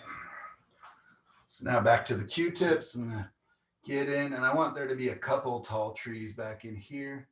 So I'll kind of get underneath it a little. And by simply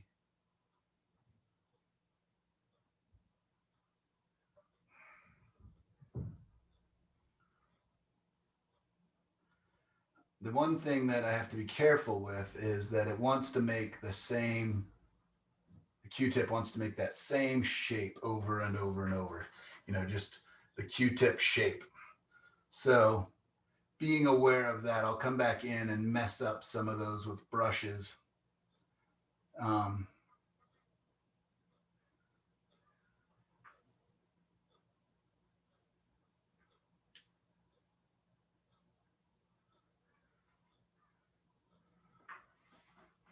You get these really nice negative shapes in there. Really fun for me.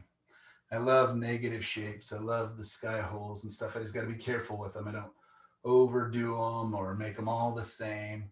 So I'm constantly saying, okay, I got a bigger open area, a little one here, little skinny tree, maybe a little thicker tree. Over here, tree trunk.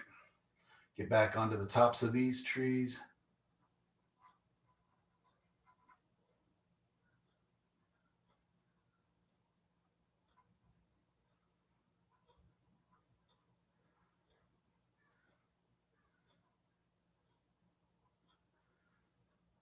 Who here who's seeing this for the first time is like, oh man, yeah, I can see some potential in this way of painting, or vice versa. Who here who has not done this before is like, oh, egad, what is this craziness? Why would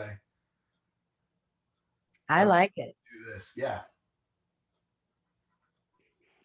I have never done that. It's awesome.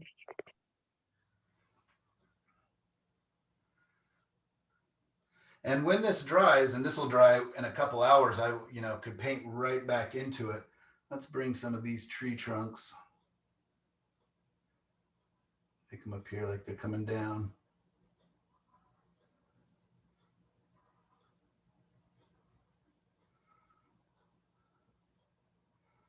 So where they're dark up there, now they're kind of appearing lighter down here.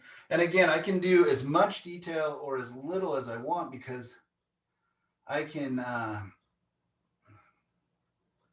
do all of this with the paint. I don't have to do it with Q-tips or with my negative shapes. I could have simply just made it big and bold and then decided to come back in with the paint. So as much, you can take this as far or as little as you want. I love how the underpainting for both the green and the yellow and everything all comes through. Yeah, so that part, you know, in the beginning, I was just using white canvas, but as I experiment more and different layers of paint and different colors underneath versus the color on top, and it's just fun. And you'll, you know, if you do this a couple times, you'll begin to just kind of figure out things. It does work better on panels or on slipperier surfaces, for sure. If you have a very absorbent canvas, you're going to have a heck of a time. If you're painting with acrylic paint, it's almost impossible. You have to be really fast. Have you ever pulled a negative painting that you're working over an already existing painting? Can you say that again? Have you ever started with a painting and then made it into a negative painting as a way of layering or adding light, or is that not possible? Well, it would probably depend on how dark your underpainting was. I would imagine, if I'm understanding the question, yeah. So you're saying I had a painting and then I just went and started another painting like this over the top of it? Yes, but with the same structure, Oh, relatively same structure, but you're working on lighting. yeah, for sure. Yeah, when I go in and do some of the glazing, it's almost kind of like that, you know, but to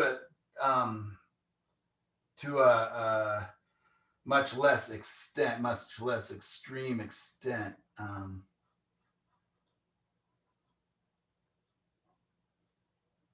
So this bank is kind of wrapping around back here.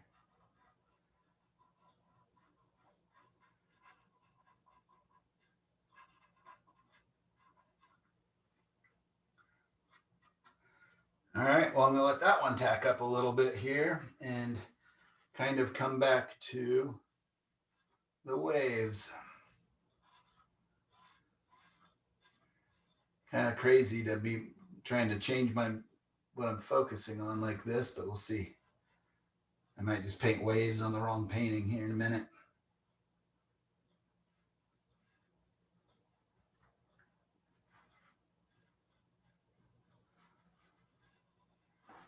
Have you ever dipped your paintbrush in your coffee cup? Oh yeah, definitely. Got my coffee right here. Look at pretty different. Yeah, a lot of times, like my water cup now, you know, I put a lid on it because I've accidentally picked up my Gamsol and taken a sip too, which is not a good idea. I did that right in front of my live class at OSA one time, actually, because I forgot my little container, my paint thinner container. So I grabbed a cup from the kitchen and without thinking about it, just reached down and grabbed it and filled my mouth with Gamsol. Taught class, I don't think any students knew. And then as soon as class was over, called Gamblin and said, "What do I need to do?" And they said I was fine. Stop whining.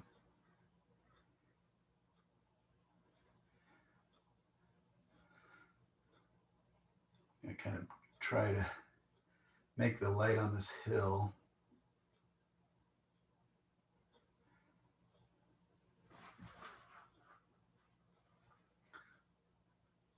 a little less big. What's on your brush right now? Nothing, just using the paint that's on there. Trying to, I mean, it looks like it has a little bit, I think this is the color I used to put the line of the surf in the other painting. So I'm just kind of, you know, it's still wet, so I can still kind of push it around. A lot of times at this point too, just like you said, because I get all these real fine or firm edges where I use my Q-tip. And again, I'll just kind of take my big soft brush and just kind of obliterate some of those edges. I just don't want those real hard, crisp edges.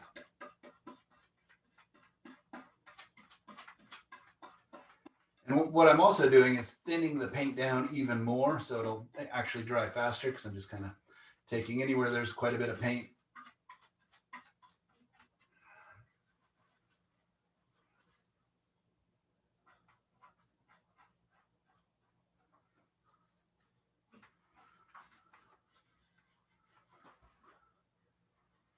Just seeing, do I need much bank in the foreground here?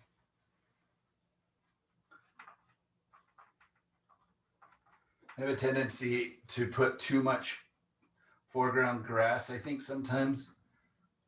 I think just a hint of it often will do it. I could do the same thing I did with the trees, with the grasses, and just kind of hint at some negative shapes if I wanted to.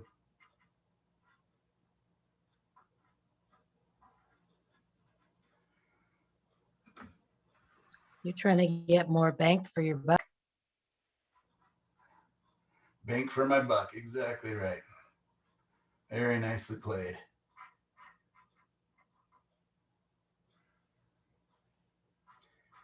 And I actually like kind of the soft, fuzzy edges a little bit, you know. You guys may want crisper, sharper edges. But anyways, if I were not demoing right now, I would basically almost be done with this for today.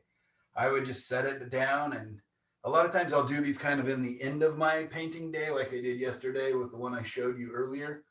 And it's just kind of, I don't know, I find it relaxing. I work on design, I work on my values a little bit. And then, you know, I'm not painting into a wet, tacky painting. Because tomorrow this will be pretty much definitely dry. But even though it's not gonna be totally dry here in a couple minutes when I come back to it after working on the ocean, it's gonna be, I'll still be able to very much paint into it. And paint over it. What I won't do is probably as much scrubbing. I will put the paint in a little bit thicker, laying it over the top. Yeah, all right, let's go back to the ocean.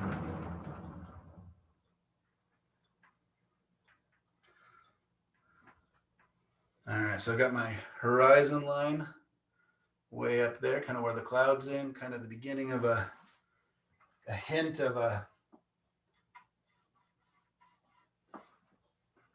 line there. And let's go ahead and put in, actually I'm going to bring in some other colors into the sky really quick. So I'm going to mix up kind of a purple. I'm going to use some of that green that I have. So I'll zoom back out so you can see the corner of my palette. Got a lot of stuff going on down here already. So I'm going to use some of that green just so it harmonizes. I want to make sure I save some of it so that I can put it back into the sky where I need it. But I'll use some of it just so it neutralizes this kind of purpley color that I want to make. So I'm making purple plus a little bit of green should make a gray purple.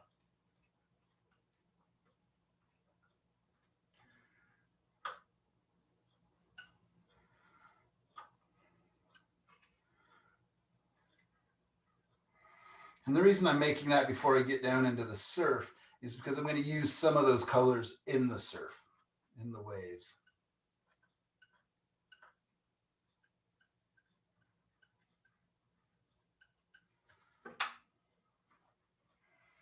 So I'll use a little bit of paint thinner in there.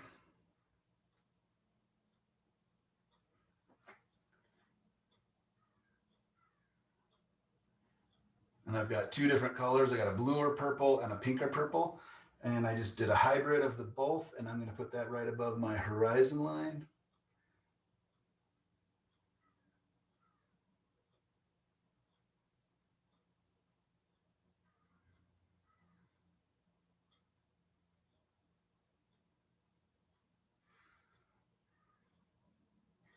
Could you zoom in a little bit? Sure thing.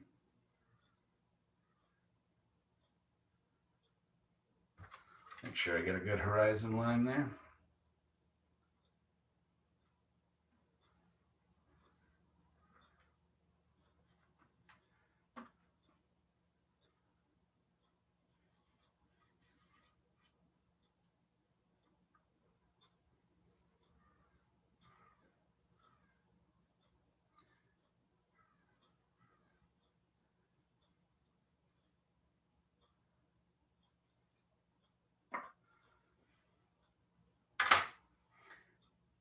going to take that and let it get a little bluer actually for just a second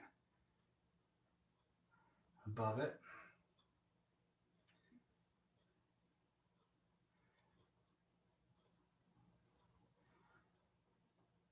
My light's kind of coming off from the right, but in the front. So the backs of my clouds, I could use some of this as well.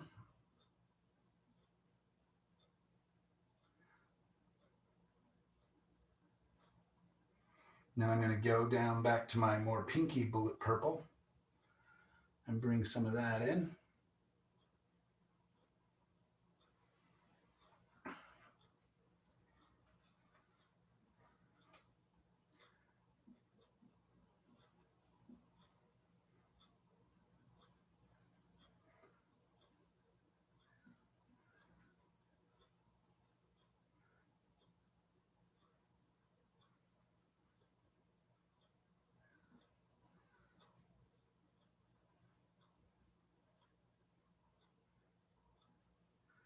Bring just a touch of that on the insides of those blues that I added there.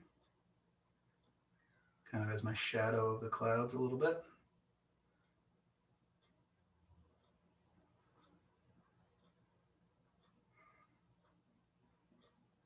Add a little more white to it. Maybe even a touch more quinacridone to it to let it get a little brighter pink as it comes up towards the lit cloud area.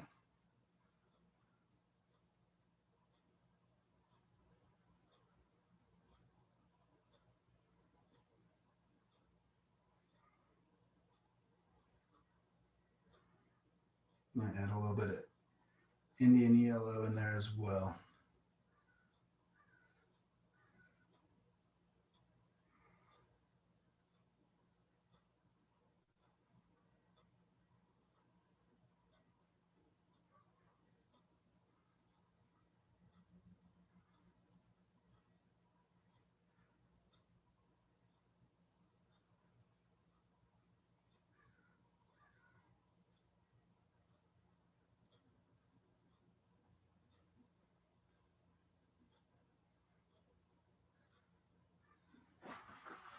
Grab a different brush. This one's too soft.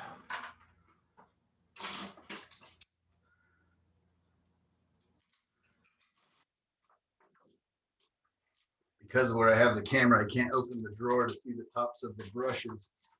So I have to like pull them out to take a look at them.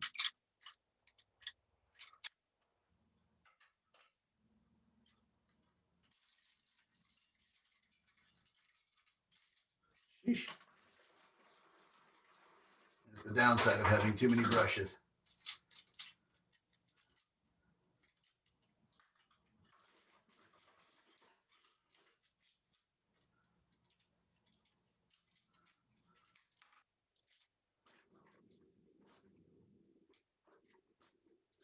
Hard time finding the right sizes. There we go.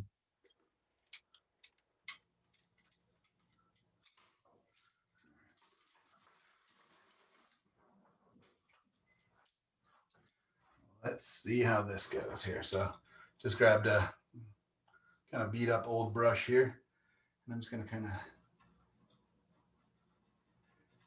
move some of that paint, soften some of those edges, create some transitions. Right now, because the brush is so clean, it's picking up quite a bit of that paint.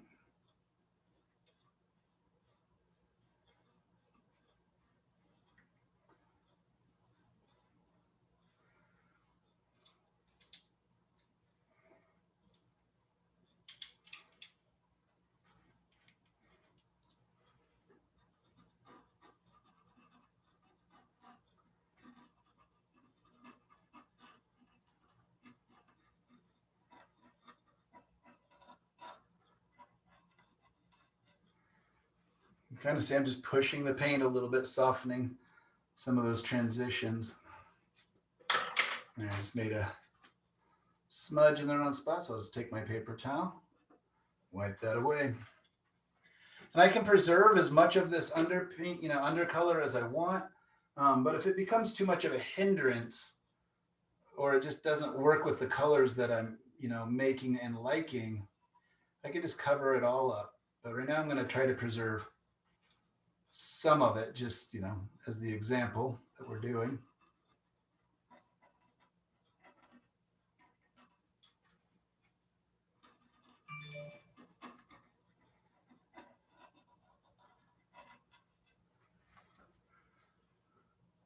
Zoom it out just a touch. Looks like it's doing some funny things there.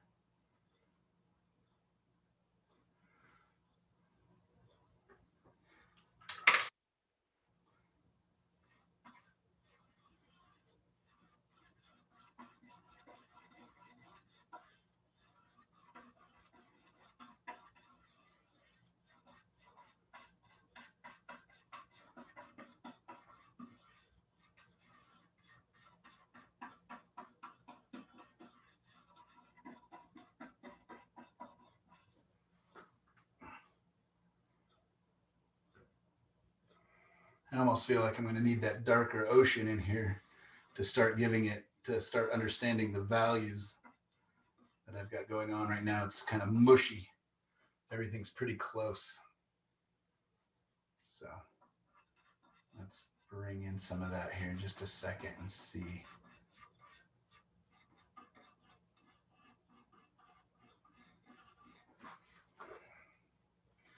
All right.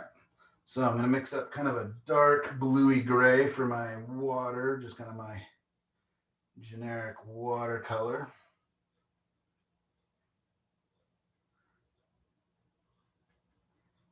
Got some of that green I'll mix in there. And I'm going to let it get a little more pink purple as it goes back. So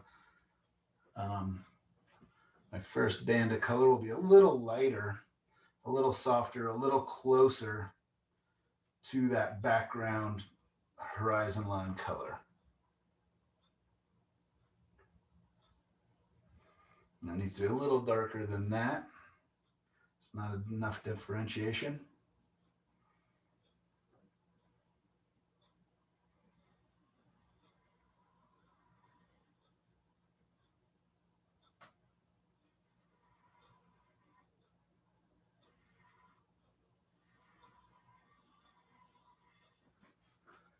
There we go. It's wanting to make something happen a little bit there. Because all the values were getting so close and mushy, I was having a hard time reading what was actually going on there. So then I'm going to let the water get a little darker here. I'm just going to fill in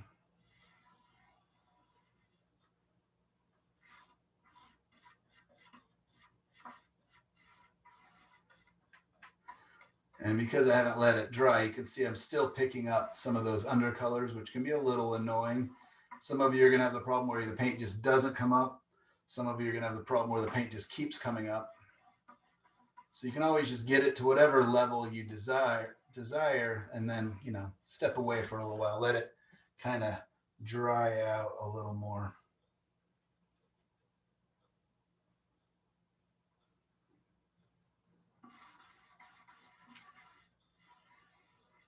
I'm kind of starting to imagine where the waves might go a little bit here.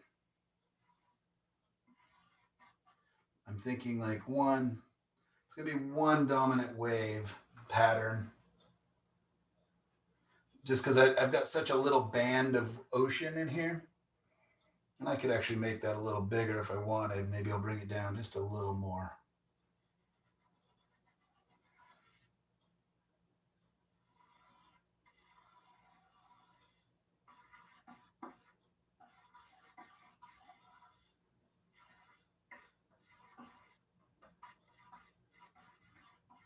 And what I'm going to do is I'm going to lay in the darks of this wave.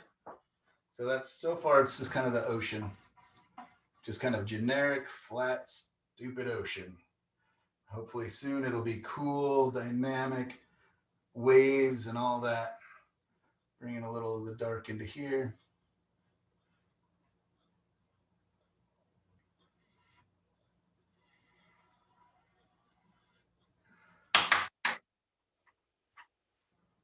So now what I'm going to do is I'm going to load up a little more paint. I'm making a very dark color and a little bit of a pile, because now I'm going to want to skim across the top a little more.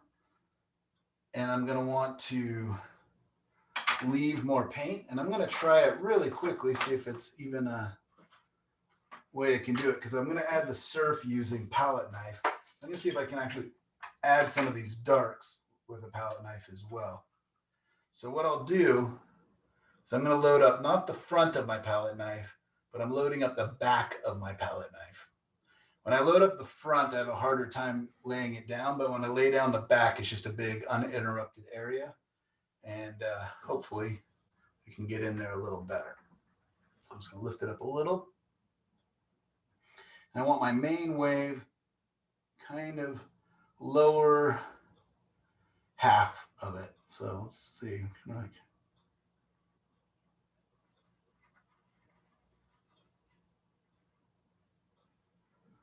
Load it up again.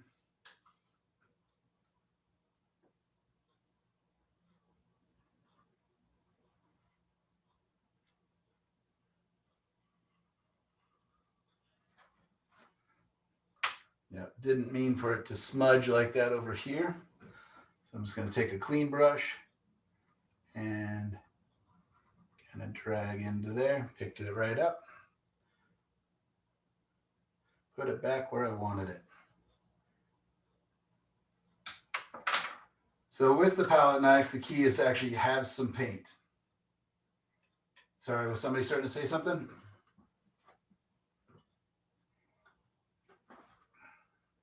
Bring in a little bit of a wave here, just a little guy. And then kind of at the bottom, I'll put a darker line as well.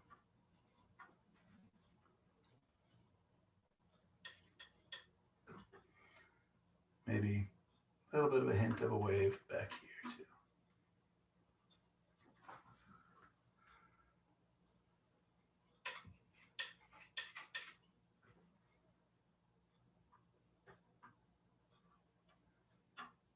If you're doing the wave, you have a lot easier time if you kind of wait for it to dry a little bit. Before we take our next break, what I'm going to do is I'm taking the bottom part of the darks of this wave, and I am going to soften that a little bit, blending it in so that it has a little bit of a transition. So it's not just dark, green, dark green. It has transitions in there. So that's where I like palette knives, but a lot of palette knife paintings bore me because all the marks look very similar. So I find that the palette knife paintings that I really like are where the artists are combining palette knife and regular knife, and even using them within the same marks. And that's something that I'm hoping to continue to experiment with.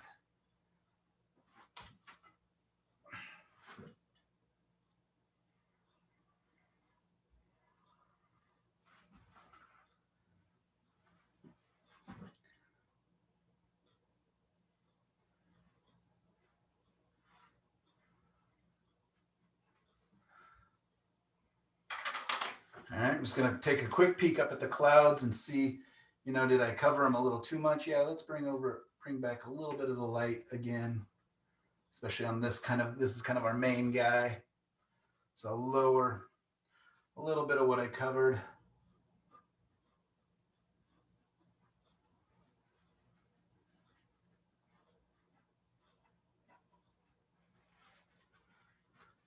It's great. It's just a real give and take. It's back and forth.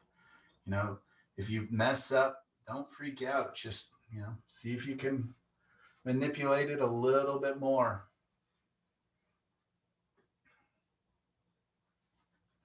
Just make sure you got a clean towel, because I guess I'm trying to be good to the earth and not use too many towels here.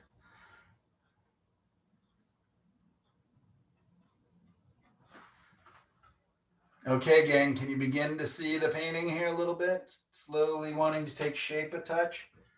I'm gonna take another little break because I desperately need to get a drink.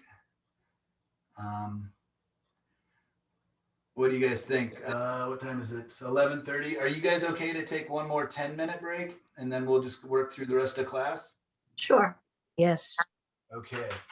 Thank you so much for letting me do this. I'm having a blast. I know that it's a little hard to see on the monitor, but I will take good photos and share them onto the class site. What I'm going to do here is I'm going to add surf on top of this with a palette knife. And then I'll probably change some of the sky colors. And then on the other one, I'm just going to come through and give it a quick color scheme and cover that. So let's see if we can do that in 50 minutes time. All right, great. Thank you guys. I'll see you in 10.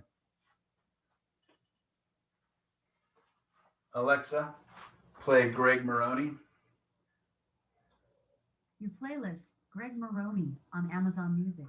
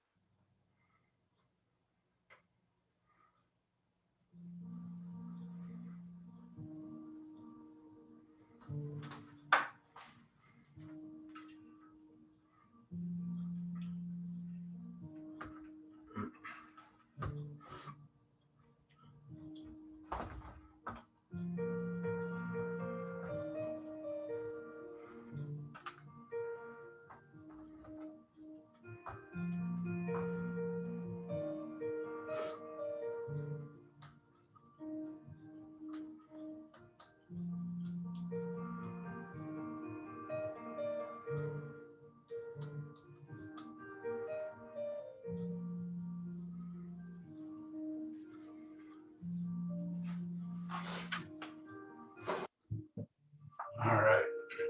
My palette is crazy. I've got about 20 brushes sitting down here and a lot of messy Q-tips. So kind of straighten that up a little bit, get out of my own way. A lot of times when I plan to take a break, it's just me kind of cleaning up a little bit. So kind of rewrap my head back around what I'm doing here.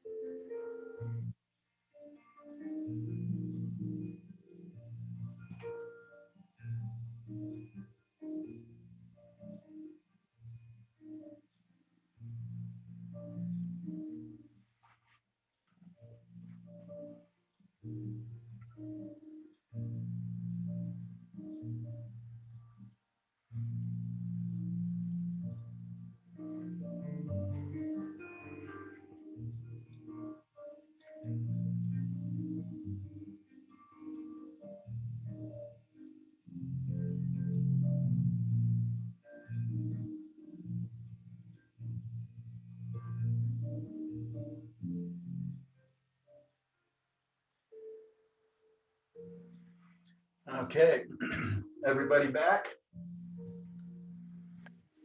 Yep. All right, so I had a second to kind of take a look, step back a little bit, which is always nice. Not quite in love with the cloud shape here, so I'm going to actually make it a little, hopefully a little more interesting, make it a little bigger for here.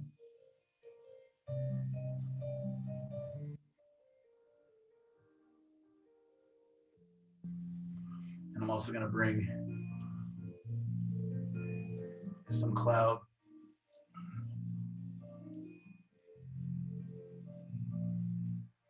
movement up here.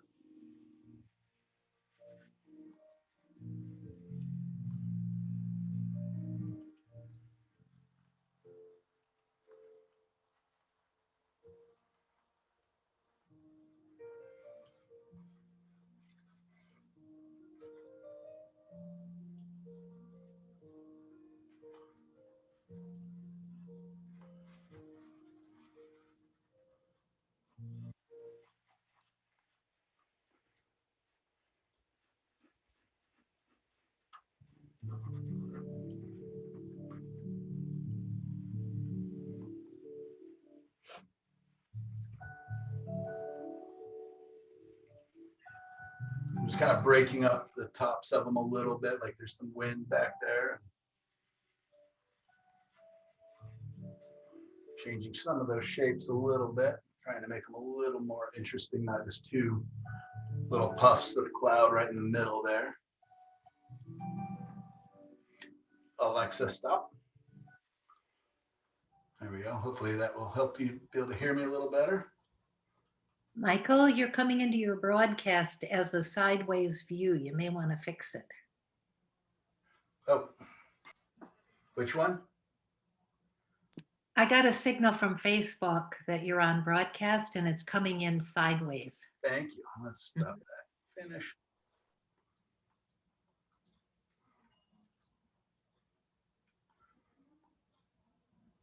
It looks good to me. All right.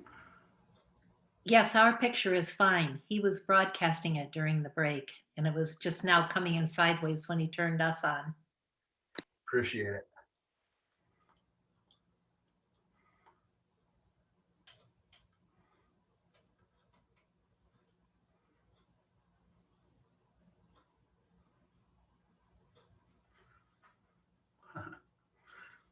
All right, let's try that again. Here we go. All right, so basically what I did was just kind of bring in some of the, bring in a little more motion in here. Just as I sat back and kind of drank some coffee and observed a little bit, I wasn't really happy with the shapes of the clouds. It was just kind of two soft, puffy mounds. So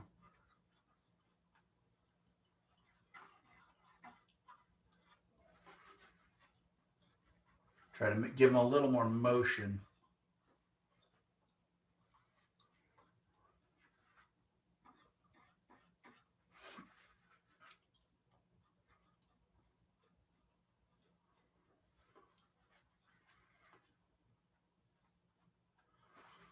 But yeah, the paint's, you know, it's definitely starting to tack up and getting stickier and stickier, but you know, just means I can push a little harder to pull some of the paint away.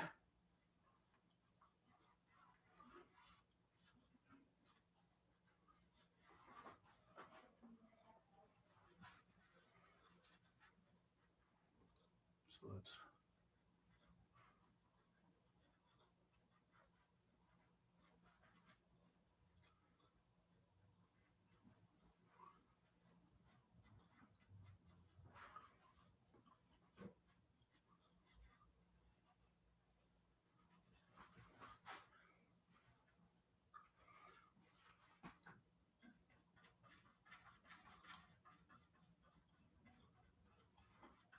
soften some of that. And okay, so let's get back to the surf. And what I want to do is I want to come in and add like the white caps and the waves on top. So I'm grabbing a bunch of Q-tips again. Because I know that I'm going to come in with my palette knife and I'm going to add the lights on top, I'm just going to make that a little bit easier for myself, not fight all that thick white dark paint that I've added. So I'm going to kind of come in and visualize with my Q-tips where some of that paint is going to be added. And then by subtracting it, I'm also allowing myself a slightly better surface, hopefully, to add the paint to. Michael, any chance you can zoom in so we can see the detail? Yes, for sure.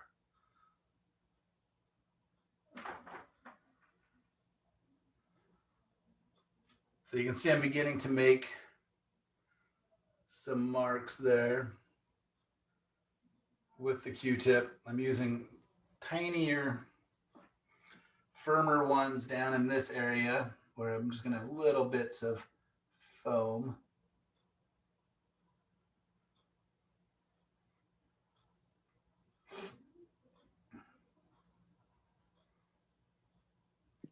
You're still subtracting, not adding, is that? Right now I'm subtracting, yeah, just kind of marking where my waves and some of the surf is going to be.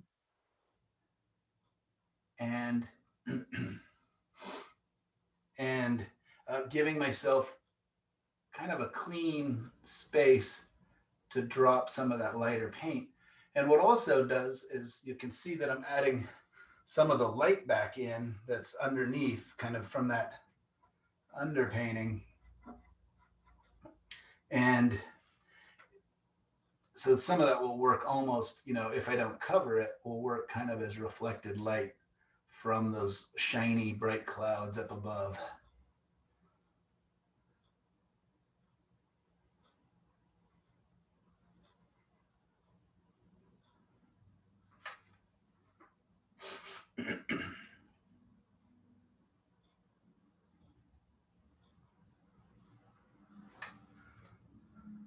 So that's kind of the real little bit of foam kind of sitting on the right as it goes up against the beach.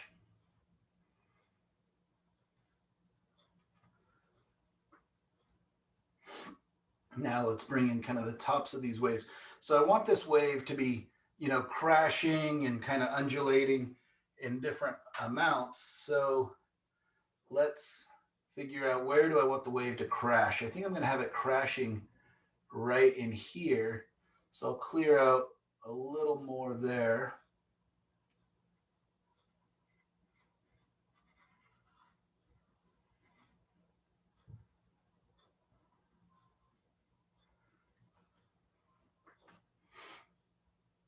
And then it's going to be kind of riding up. Oops. Hard to get at the angle without getting in the way of the camera here. kind of riding up.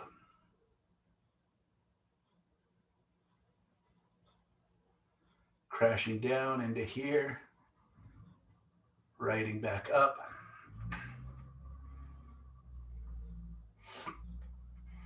And then it'll be kind of softening as it goes towards the edge. So hopefully you're beginning to see some of the shapes that I'll be putting in of the waves.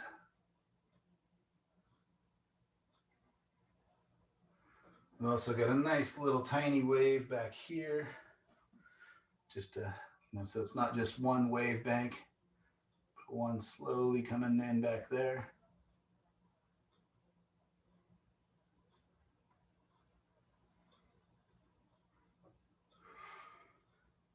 And maybe a little bit of white top, kind of if I follow along that line that's also in that family of waves.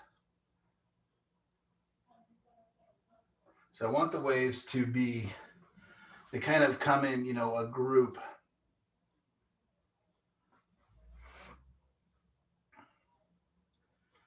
And then I'm gonna have a couple littler, foamier ones down low. So again, just kind of bringing up, and then this is just a good way for me to kind of test their spacing and see if I like where they are sitting at.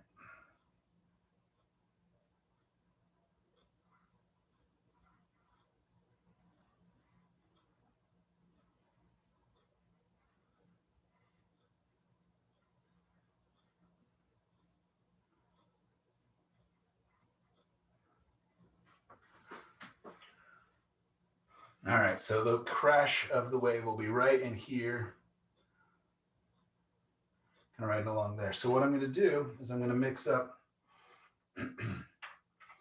a light blue using my palette knife here, and I'm going to not make it my brightest part of the waves. I want to build those up a little bit. So I'll use some of that background color, those purples and colors that I used back there, mix those in.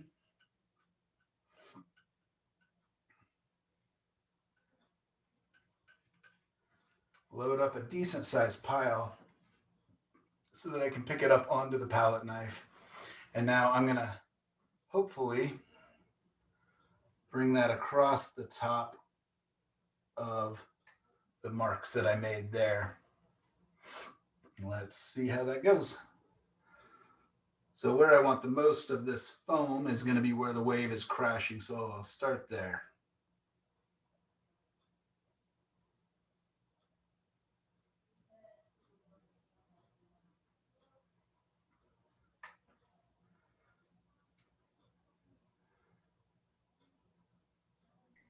Michael, can you show us how much paint you're loading up on the palette knife? Yeah, and I'm trying to fluctuate it because I knew I wanted more there. So now it's really not too much because that's where I wanted the most. So now I'm going to skim across the tops of the waves, and I don't need too much paint there. And again, I'll get back into this with my brush.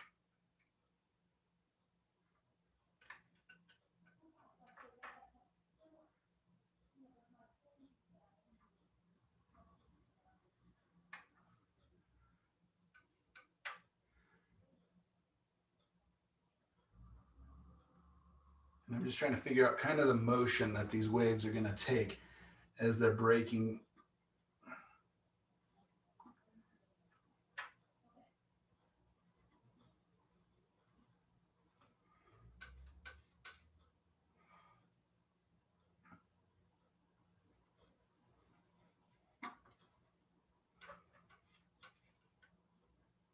And I want them to be good, but I don't want them to be perfect. So that's kind of nice where, it's not fine precision because they are waves. Put some back here.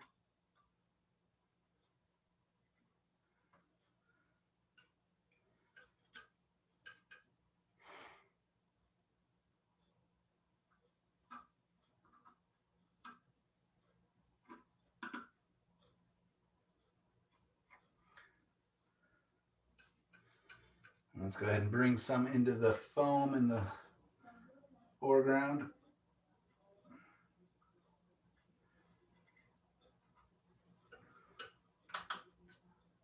Yeah, and at this angle, again, I can't stand in front of the painting, otherwise I block the camera. It's a little bit tough to apply the paint, but again, I'll be able to fix it with my brush and everything else as well. It's not a one-way process.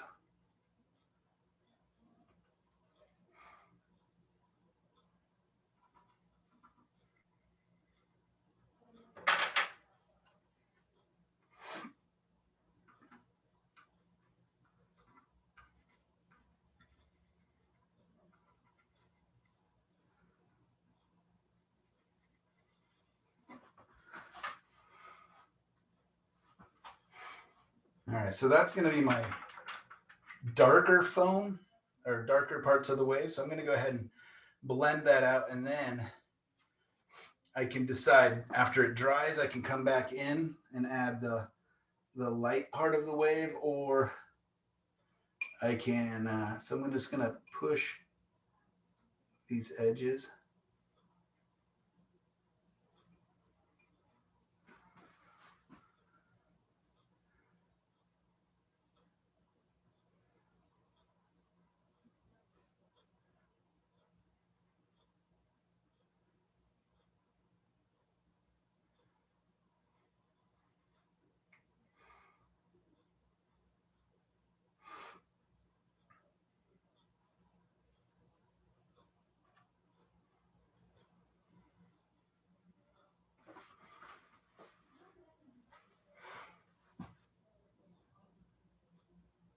I'm just barely dragging my brush across, just kind of softening some of the edges, picking up some of the paint that's there.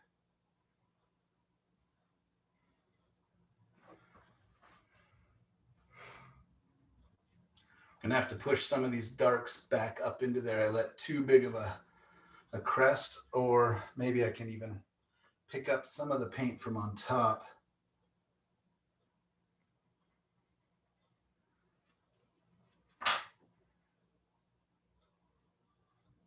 So it's gonna be a bit of both. So I'm gonna drag this part down, the crashing part of the wave.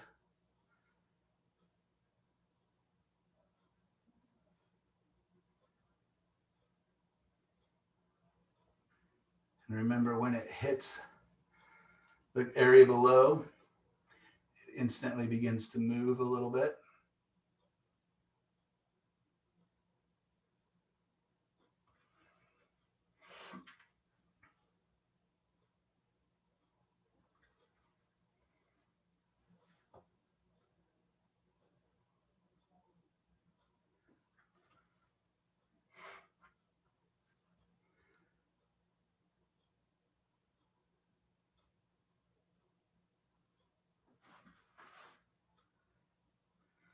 Now I'm going to do the inverse. I'm going to take some of those darks and kind of bring this shape back a little bit, because I want this is where the wave is folding. Curling, I guess, is a better word.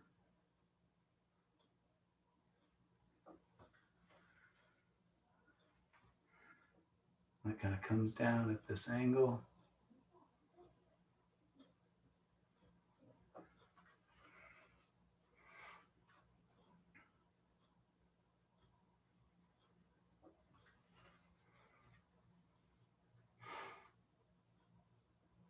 And I just want to make sure none of my edges on the top of the wave are too even. It makes it look really kind of silly when you have very even, perfect waves.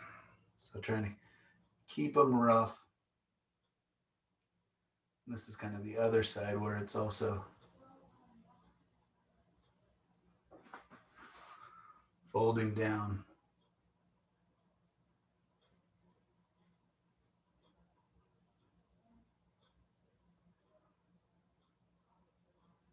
What I want to do is go out and actually get video of waves that I can put on a little bit of a loop. So when I'm painting in the studio, I can actually be watching the movement of the waves.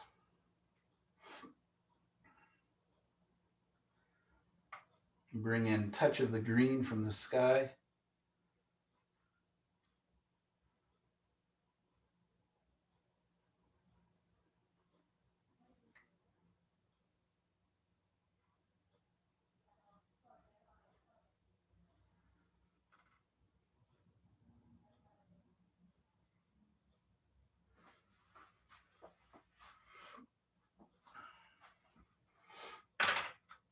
I'm going to add a little brighter now on top of that wave.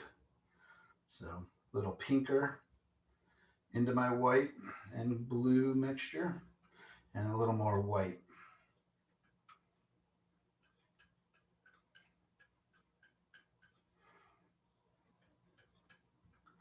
See if I can drop that right on top of those waves at this angle here.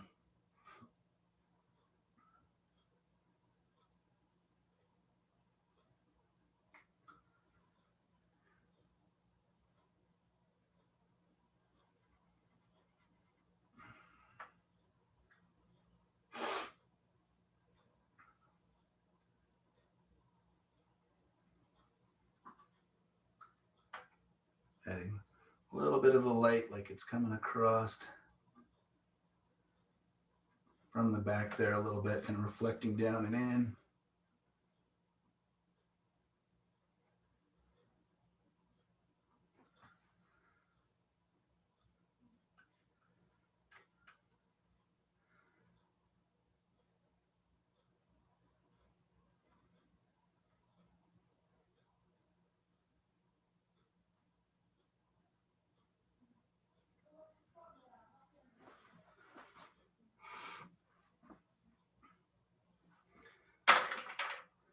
Let's get some darks back into the area underneath it here. Got too much foam going on in my opinion.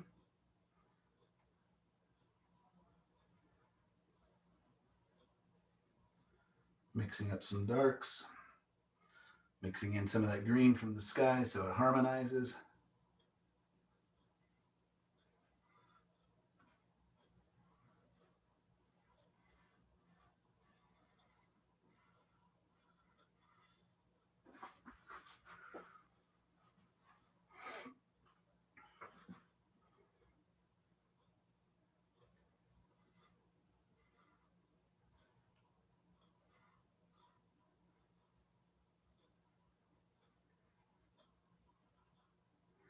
Let some of that area where it's the surf is actually hitting mix in, so I've got kind of an in-between value of the lights and the darks.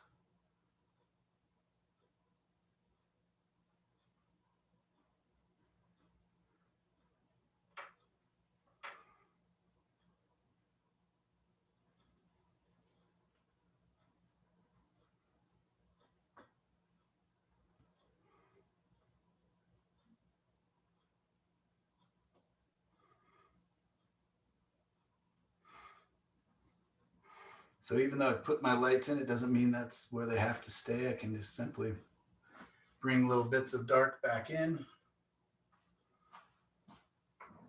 and lightly lay them across the top. So it's all about the pressure with the brush.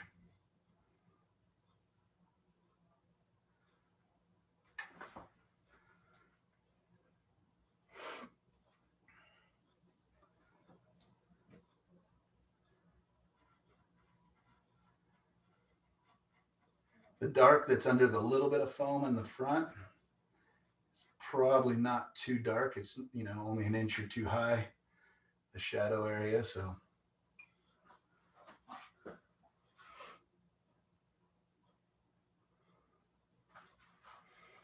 all right, the top up here is just a little too perfect and clean. So go ahead and take a cleaner brush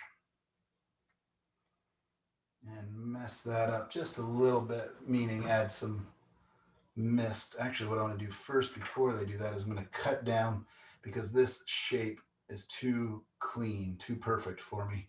Doesn't feel like the wave is collapsing, so I'm going to push down.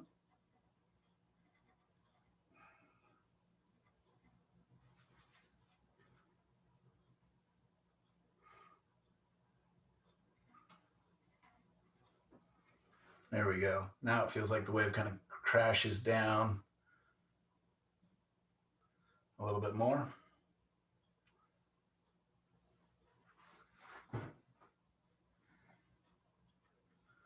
Do one more touch back there. So it's crashing here.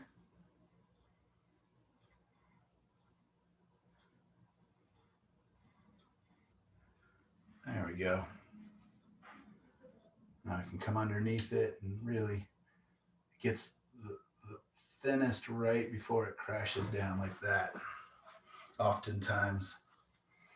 So now with my clean brush, I can figure out, okay, where's the kind of mist off the tops of those? And I've just got a soft, clean brush. I can just kind of drag a little bit of that.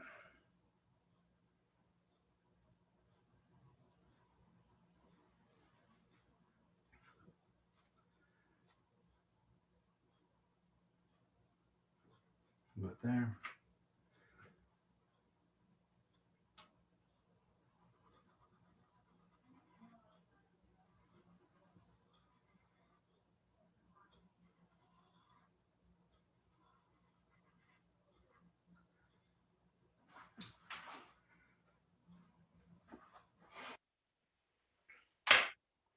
I think I'm going to let this wave be coming down a little more too.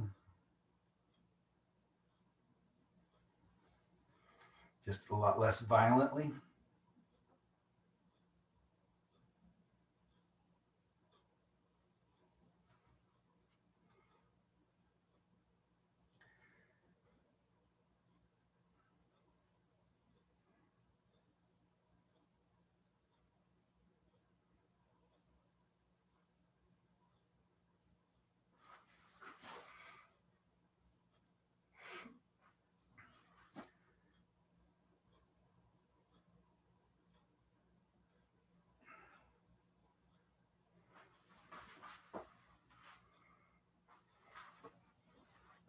And bring the dark underneath there just a touch more.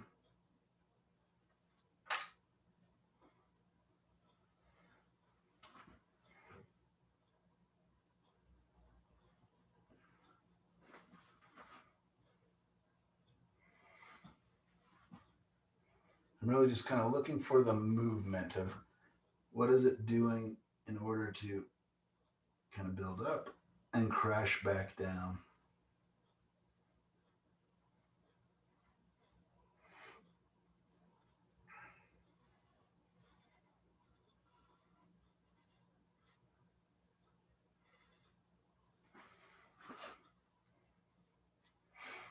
All right, so what I would do now is I would probably, keep looking at it, but maybe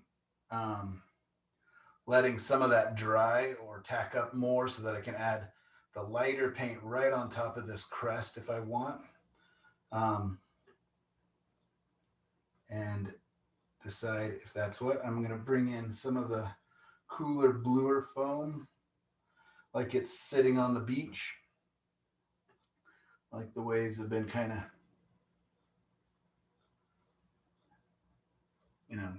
coming in and receding for a while.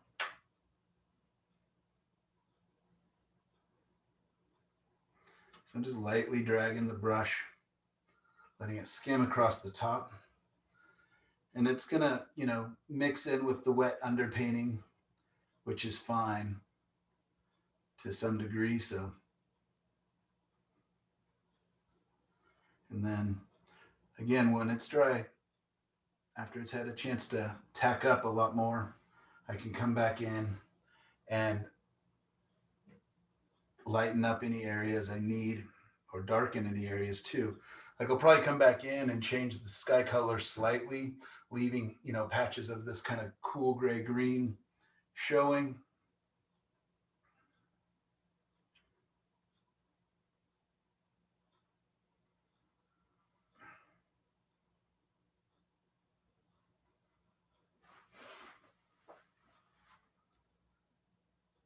All right, what do you think about that as kind of a stopping point for now on this guy? Or any questions? about kind of how I built that up. Because sometimes wet into wet is what you want. It's easier to manipulate the paint. And then other times it's a little easier, you know, to move forward once the paint is at least tacked up quite a bit. Michael, are you using a photo reference for your ocean? I'm using a photo reference of my painting. Okay, thank you.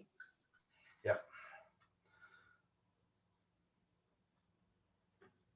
So, yeah, this is kind of based loosely on another little painting I did. And no, I'd probably be better served if I actually grabbed a couple good wave references to, you know, actually see.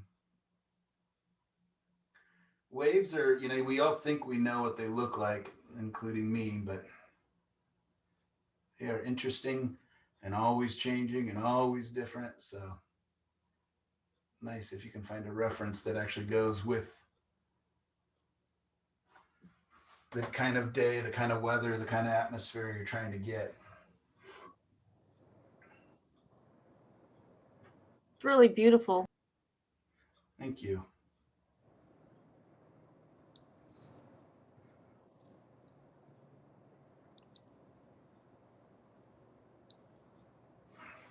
I apologize for coming in late. Questions that you guys had a little bit about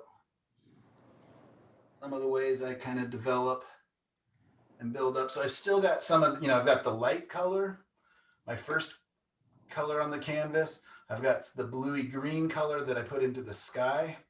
And then I went over it with some darker and then even darker yet. And then now I'm adding the lights. Michael, this is Kim Bonnie. Would you be placing later on some of those purples reflecting in your foam? I'm not sure. I mean, they're pretty close to the horizon. I definitely could. And that's actually some of the colors I'm using in the foam. They're just not appearing as purple as up here. I definitely could, you know, especially if I want it to be more colorful. Let's see if I can mix up a little bit of it. Yeah, I mean, I can definitely make things harmonize, you know, more if I want.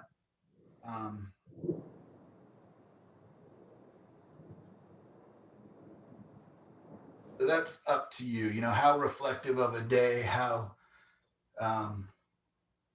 colorful of a painting do I want? But yeah, I like the movement. I think the clouds look a little more interesting now than they did when we took a break. I kind of like this sense of movement that I'm getting through here, kind of having the eye lead in. I'm not sure this guy's really centered. So maybe I should, you know, do something to bring it over, because right now it's really building up right in the middle there. I'm sure you guys were just too nice to point that out. Let's see if I, you know, raise it up over here just a little bit.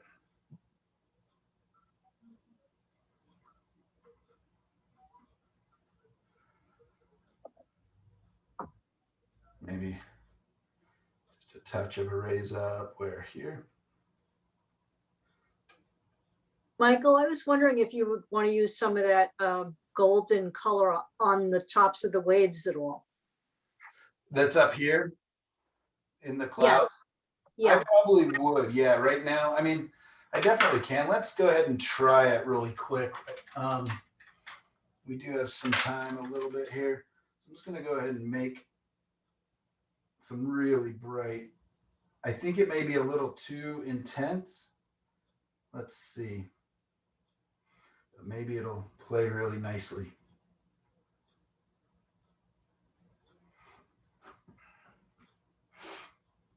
So if I can just skim that very lightly, letting it sit on top. Always experimenting, always.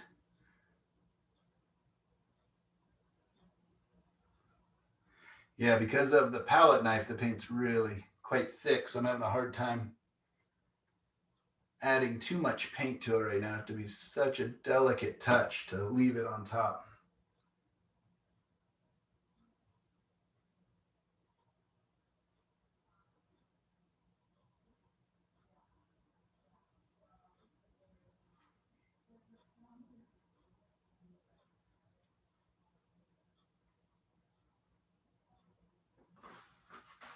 There we go, a little bit of warmth. Can you guys even see that on the monitor there? I don't know.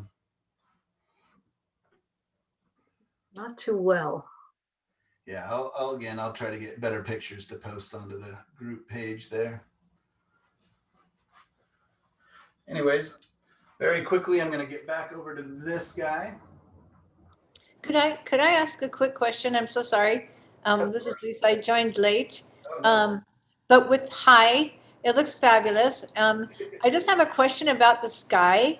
Because I logged in just as you were wiping some of the clouds away. So I'm apologize for everybody who was already here, but was it glazed in? Is that why you were able to just wipe away the clouds and the color underneath was still there? So what I did was it's a colored canvas.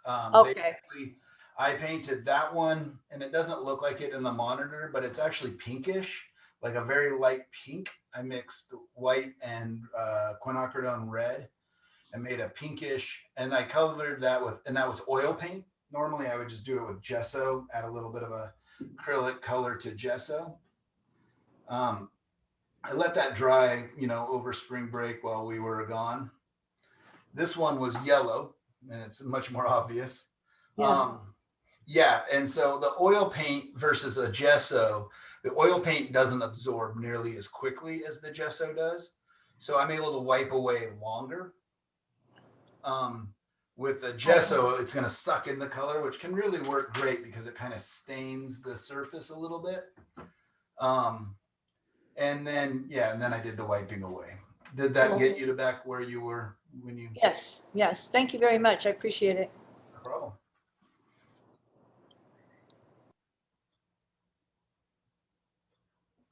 So this one, because we're almost out of time here, I'm just going to mix up a couple quick colors. I'm kind of thinking, let's just leave it almost on the sort of basic side. I'll use some of that pink color I just made for the surf. Add a little Indian yellow, some white.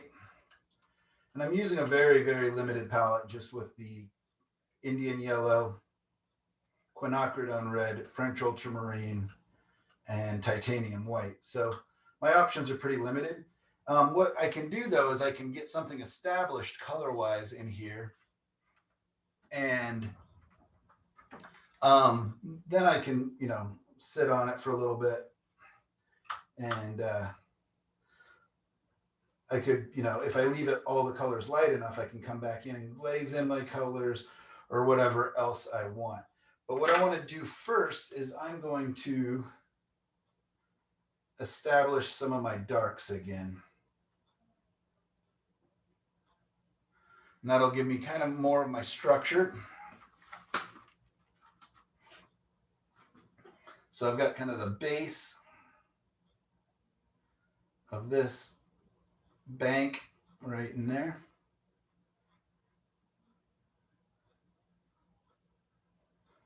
The paint's tacked up quite a bit, so I'm able to start applying paint over the top without pulling it off too much, hopefully. And I'm going to let a lot of this transition exist, at least for now.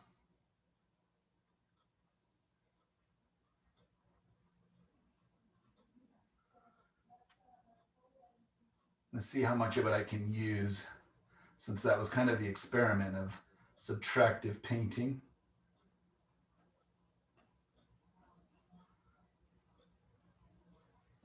So you can see that's starting to give more structure to it, right? It's building it up, making it a little firmer.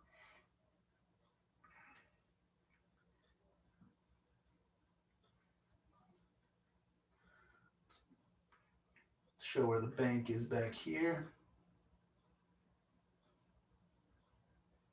And back here. Get a little bit lighter as I go back.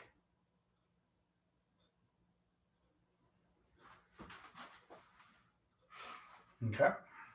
Also going to use some of those darks into these tree forms here. Hopefully it will stick. I was having a little bit of a hard time getting some paint to stick into this area here. Where do I want these trees to come down to? Where's their base? I think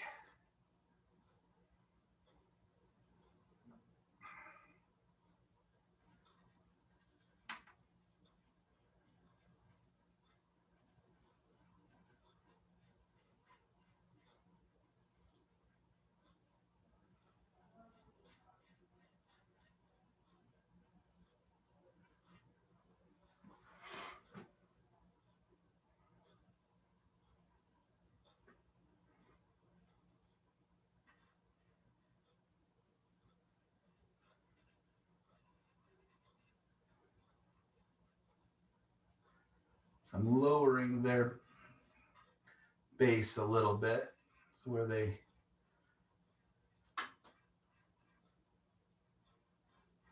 sit on the ground.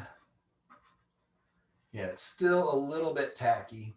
So it's picking up some of the paint underneath, having a little bit of a time applying it. Not want to use it as an excuse at all, but if you're seeing like spots of the yellow from underneath all of a sudden popping through in the middle of dark areas, that's kind of what's happening.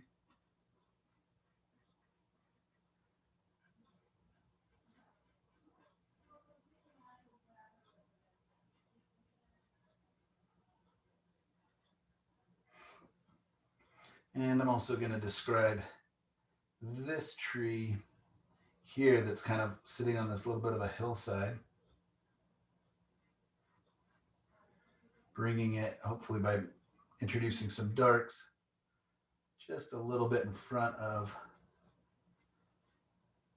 some of those other trees that are sitting back there on the kind of along the horizon line.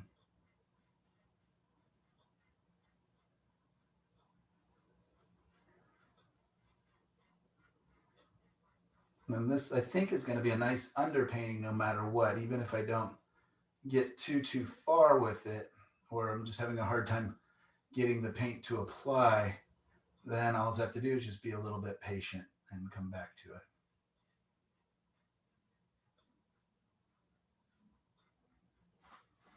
Hopefully that kind of brings it forward compared to the one in the back. Clean that brush.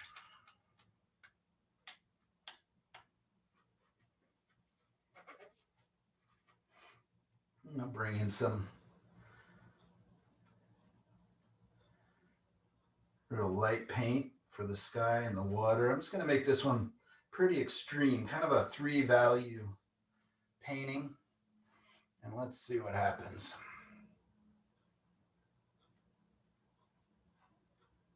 Can even get lighter than that.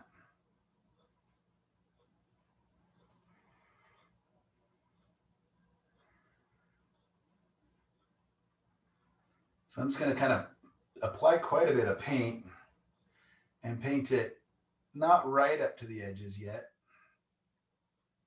And a little bit of paint thinner too. It's also tacking up, getting slow and draggy. Is that just white? It looks like it. It's got a little bit of quinacridone and a little bit of Indian yellow into it. But More yeah, it sure does look like it in comparison.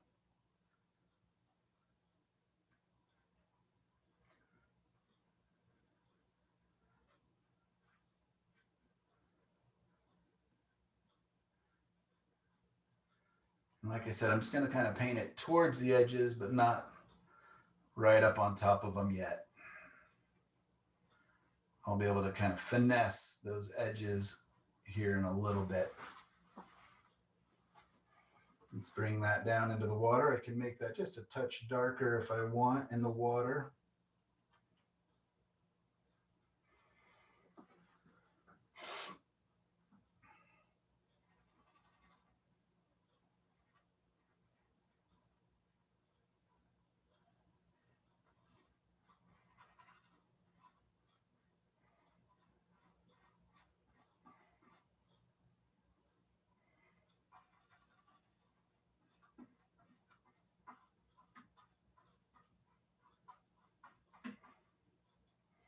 I'm going to let it get a little bluer and grayer as it comes down, as it gets closer to us.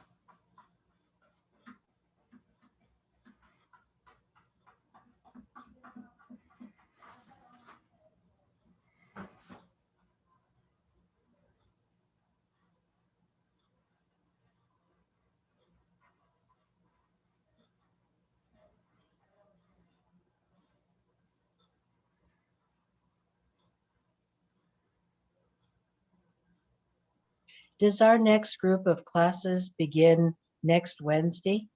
No, we're going to have a couple weeks off. I've got to do a quick trip to LA.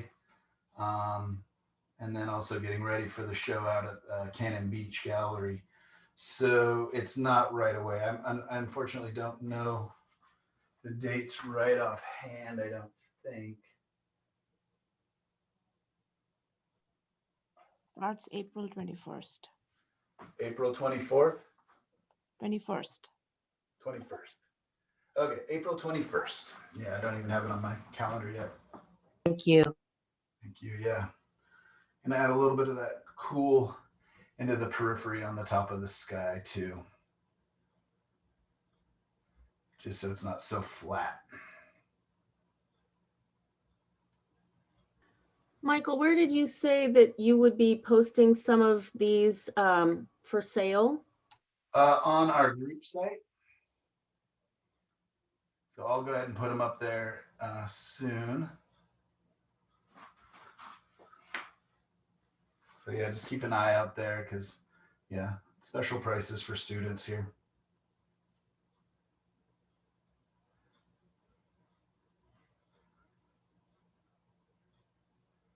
What size are you working on now? These are both 9x12s. Hey, Michael, quick question. So do you leave the Facebook group that you created for this class? Does that stay or do you delete it after the class is I'm over? gonna leave it up. Okay, great. Until Facebook takes it off. Yeah, there's no reason to take it off, and that way you can refer back to all the class videos and educational information and handouts and everything else. Yeah, that would be great. Thank you. Whatever you would like. Yeah, and we are just about out of time. So basically what I'm doing now is just kind of mixing up some grass colors, and I would come through and add those on top here, figure out kind of where I want my light and finesse these edges. But I think you can really see kind of the use of the subtractive painting. You see how far I can take them, you know, in just a couple hours was able to kind of do, you know, at least a good start on two paintings in basically 2 hours, I would say, because we learned about the varnishing and everything at the beginning of class with 2 breaks. So yeah, maybe even like an hour and a half of true painting time. Was able to get a lot of stuff covered, a lot of decisions made, and really kind of get rolling with it. Any other questions on this before I come and sit down in front of the computer? Does that make sense what I've got going on there, especially on this one that I didn't get so far? Were there handouts in this class? I don't have any for this actual class. I did post some information about varnishing and things like that on the group site. All right, I'm gonna transfer over to the computer here, sit down. Gotta move all these lights, stuff everywhere.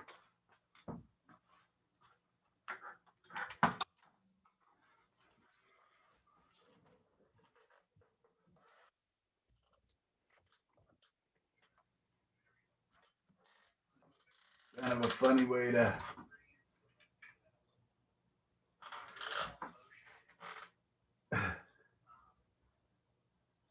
there we go. Kind of a funny way to teach the class by introducing a whole new concept right at the end. But it's something I wanted to let you guys have time to experiment with before the next class. See what you like. I think it really works well for like tonalist paintings. And if you're patient, then it can actually work really well even for impressionism, because what you've done is you've given yourself a framework, a design, and you've established 3 things, right? You've established your design, you've established your values to a degree, and also your big and small shapes. So it's a great way, you know, if I just let these sit until tomorrow before painting in color, it would be so much fun to come back in. And I think I talked about, again, with the plein air paintings, that I did a whole summer where I went out on location and just did a whole bunch of studies, basically like this, with just value and design being my being my focus. And I learned so much. I mean, that was a number of years ago. And then during that winter, I had all these cool little 8x10, 9x12 sketches that I had done that I was able to really come back and just play, just experiment with light and color.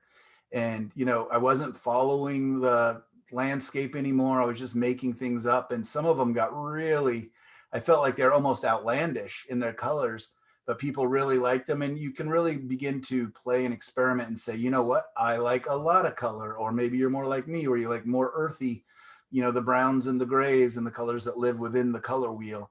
But anyways, that's a great opportunity to experiment. So maybe one day, just do like 4 of these little value studies with the kind of subtractive, getting your shapes, and then come back a week later and play with color. It's it's called chunking, and is what teachers call it, when you break up the different elements that you're learning. Because every time we sit down to paint, everybody wants to make a beautiful finished painting. But if you can say, you know what, today it's about design. Today it's about values. Today it's about colors. And this allows you to do that if you're willing to be patient. So anyways, I hope that's useful for you guys, and you have a couple weeks to play with that. I sure hope you guys had as good a time, or even half as good a time as I did.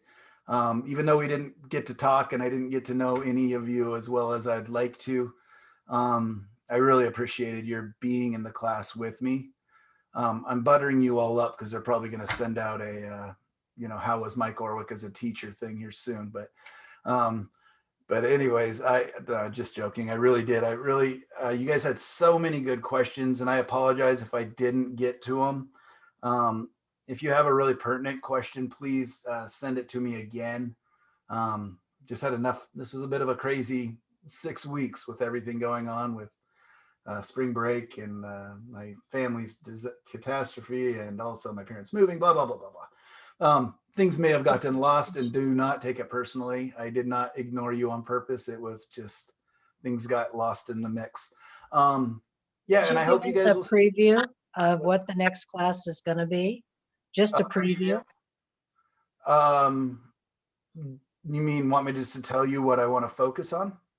Yeah, it's brushwork, right? That's what I thought. Brushwork, yeah. Yeah, so that's kind of the chunking thing again, right? Like the first class was design and composition. This one was more about color mixing and how to get to neutrals using a split primary palette. And the next one will be about the different elements of brushwork, with really soft edges, with really firm edges, with impressionist brushwork, with the more tonalist brushwork, this, all sorts of different things. We'll even be looking at different artists like, just a bunch of different artists that I'll put together little examples of, and we can talk about their brushwork. So many artists want to skip to the brushwork because, it's showy and fun. And that's kind of one of the base things that we notice. The other ones I think are probably more important, but as we develop and, establish our style, brushwork becomes more and more and more key.